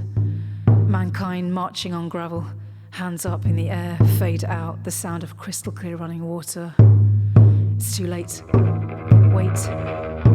Someone said something about an ice wall. 1.4 kilometres of coolant to freeze the groundwater around the spill, leaching from 1,000 hastily constructed tanks. 355,000 tonnes of radioactive water, 400 more washing out every day. A lead cover falls, a candle blows out. It's cold, it's frantic. There were news flashes, then no more news flashes, then it was quiet. Just the constant, slow leak of cesium hotspots for all the steel walls they had raised in the seabed around the crippled plants, collapsed at the edge of the ocean, clutching at its sides, the hot, hot water pouring through its fingers. On the ocean floor, fissures where tectonic plates are slowly yawning apart, or around volcanic activity, hydrothermal vents, extreme heat. The water far past boiling, fathoms down, molten ore seeps making black smoky chimneys in the pitch darkness, the midnight zone, such force as quake from here that pushed a tsunami to the shore. Silence. Doors fallen from frames. Dry brushweed in cracks. A small breeze through abandoned buildings. One woman still goes back in to feed the cats. Derelict roadblocks, shop shelves hanging empty, children's toys tipped on their sides, rusting bikes, rusting cars, the Geiger counter clicking high in the grasses. 1 sievert dose, radiation sickness, nausea. 5 sieverts, kill you within a month. 10 sieverts, dead in weeks. The 73 sievert-tolerant robots they sent into Fukushima just faltering malfunction. Hot concrete, hot metal, hot air. Recent reactor levels there, reading 530 sieverts per hour. Look away, look away. History cowers, guilt, who, gap, when, shows us tight jaw lines, jaws clenching. Now no one's saying anything at all. My mother tells me my uncle had said, blieb dann manchmal die Nacht. He used to pass through in the 1970s, nuclear scientist. They invited him on the way out to Japan. Das hatte damals schon gesagt, that they shouldn't build it there, on a fault line. Back, black box, lower you down, chant, mankind, hands up, fade out, the sound of crystal clear running water. Back, black box, lower you down, chant, mankind, hands up, fade out, the sound of crystal clear running water. Back, black box, lower you down, chant, mankind, hands up, fade out, the sound of crystal clear running water. Back, black box, lower you down, chant, mankind, hands up, fade out, the sound of crystal clear running water.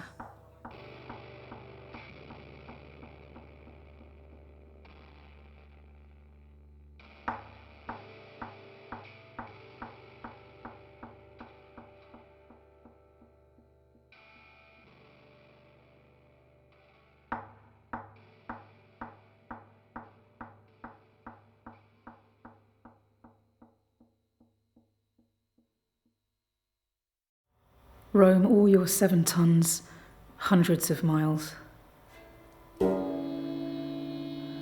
No cracking your teeth trying to chew your way out of tanks. Clap, clap, making you formation jump. Young calf wailing for its mother in isolated pool.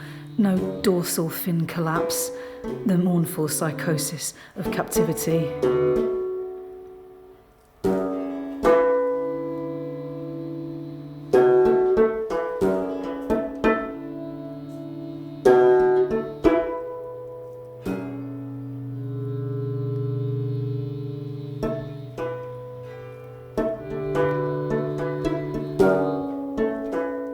You sound the waters, pulsed calls, low frequency pops, high directional whistles and clicks, speaking in distinct dialects from phonic lips, pod by pod, your intimate proximity.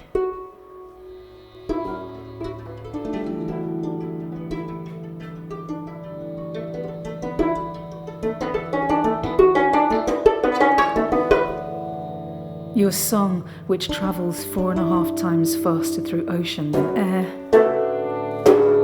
Those long waves in the waves. Millisecond clicks in trains, projected through rounded forehead blubber and acoustic lens, sending beams to bounce and echo back into the listening fat of your jawbones.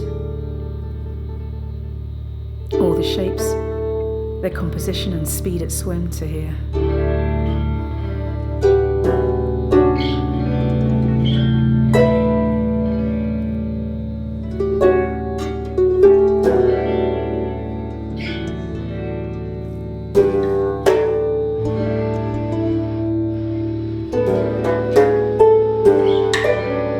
No shipping traffic, military radar, disorientate you beached.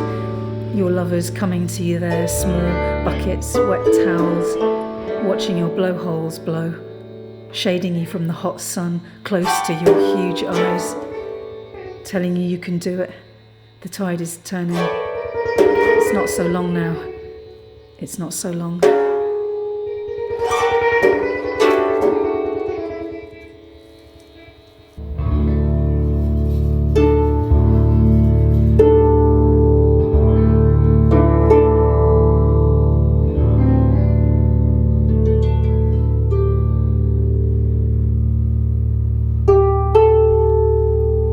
Trash vortex, plastic islands, oceanographers reading cargo spills, a measure of currents in a swell of Nike sneakers, small rubber ducks, bits of Lego suspended in the Atlantic. No more this toxic love story, shrink-wrapped and sealant, sweating osmotic microbeading into marine cell walls. Exfoliator, toothpaste, plastic silt, shampoo bottle, flip-flops, nylon cord, oil drum canisters, polyester microfibers, making filaments in blackfish breath, lungs, then ingesting thin skeins.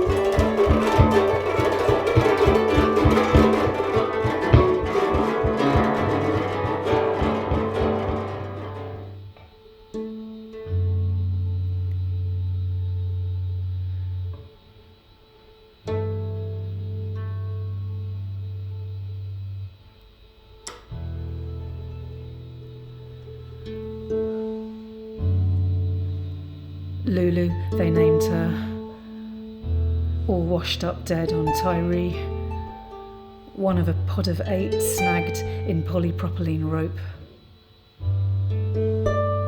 Her skeleton in the National Museum now, what use? PCB levels in her blubber, 100 times higher than would have consequences. Never carved, and there'll be no more calves now. Not long, it said, before all the blackfish will be gone from these waters.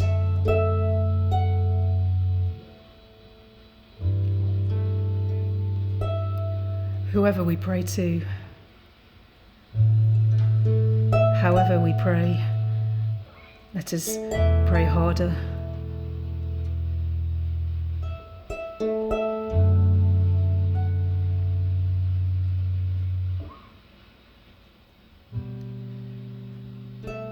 Sing hymns to the oceans.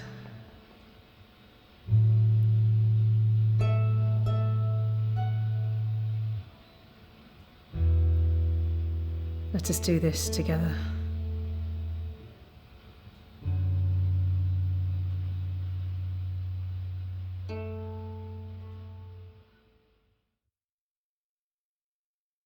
Okay, so thanks to everybody who tuned into or listened to that there. That was Fuzz Bat Gigs Podcast, episode number 9, with our special guests, the lovely Claquer, aka Lisa and Jer. So yeah, everyone please stay safe, please look after yourselves, and enjoy the rest of your evening, or enjoy the rest of your day if you're listening to this at a different time. Cheers for now then, folks. Bye-bye. Fuzz Bat Gigs.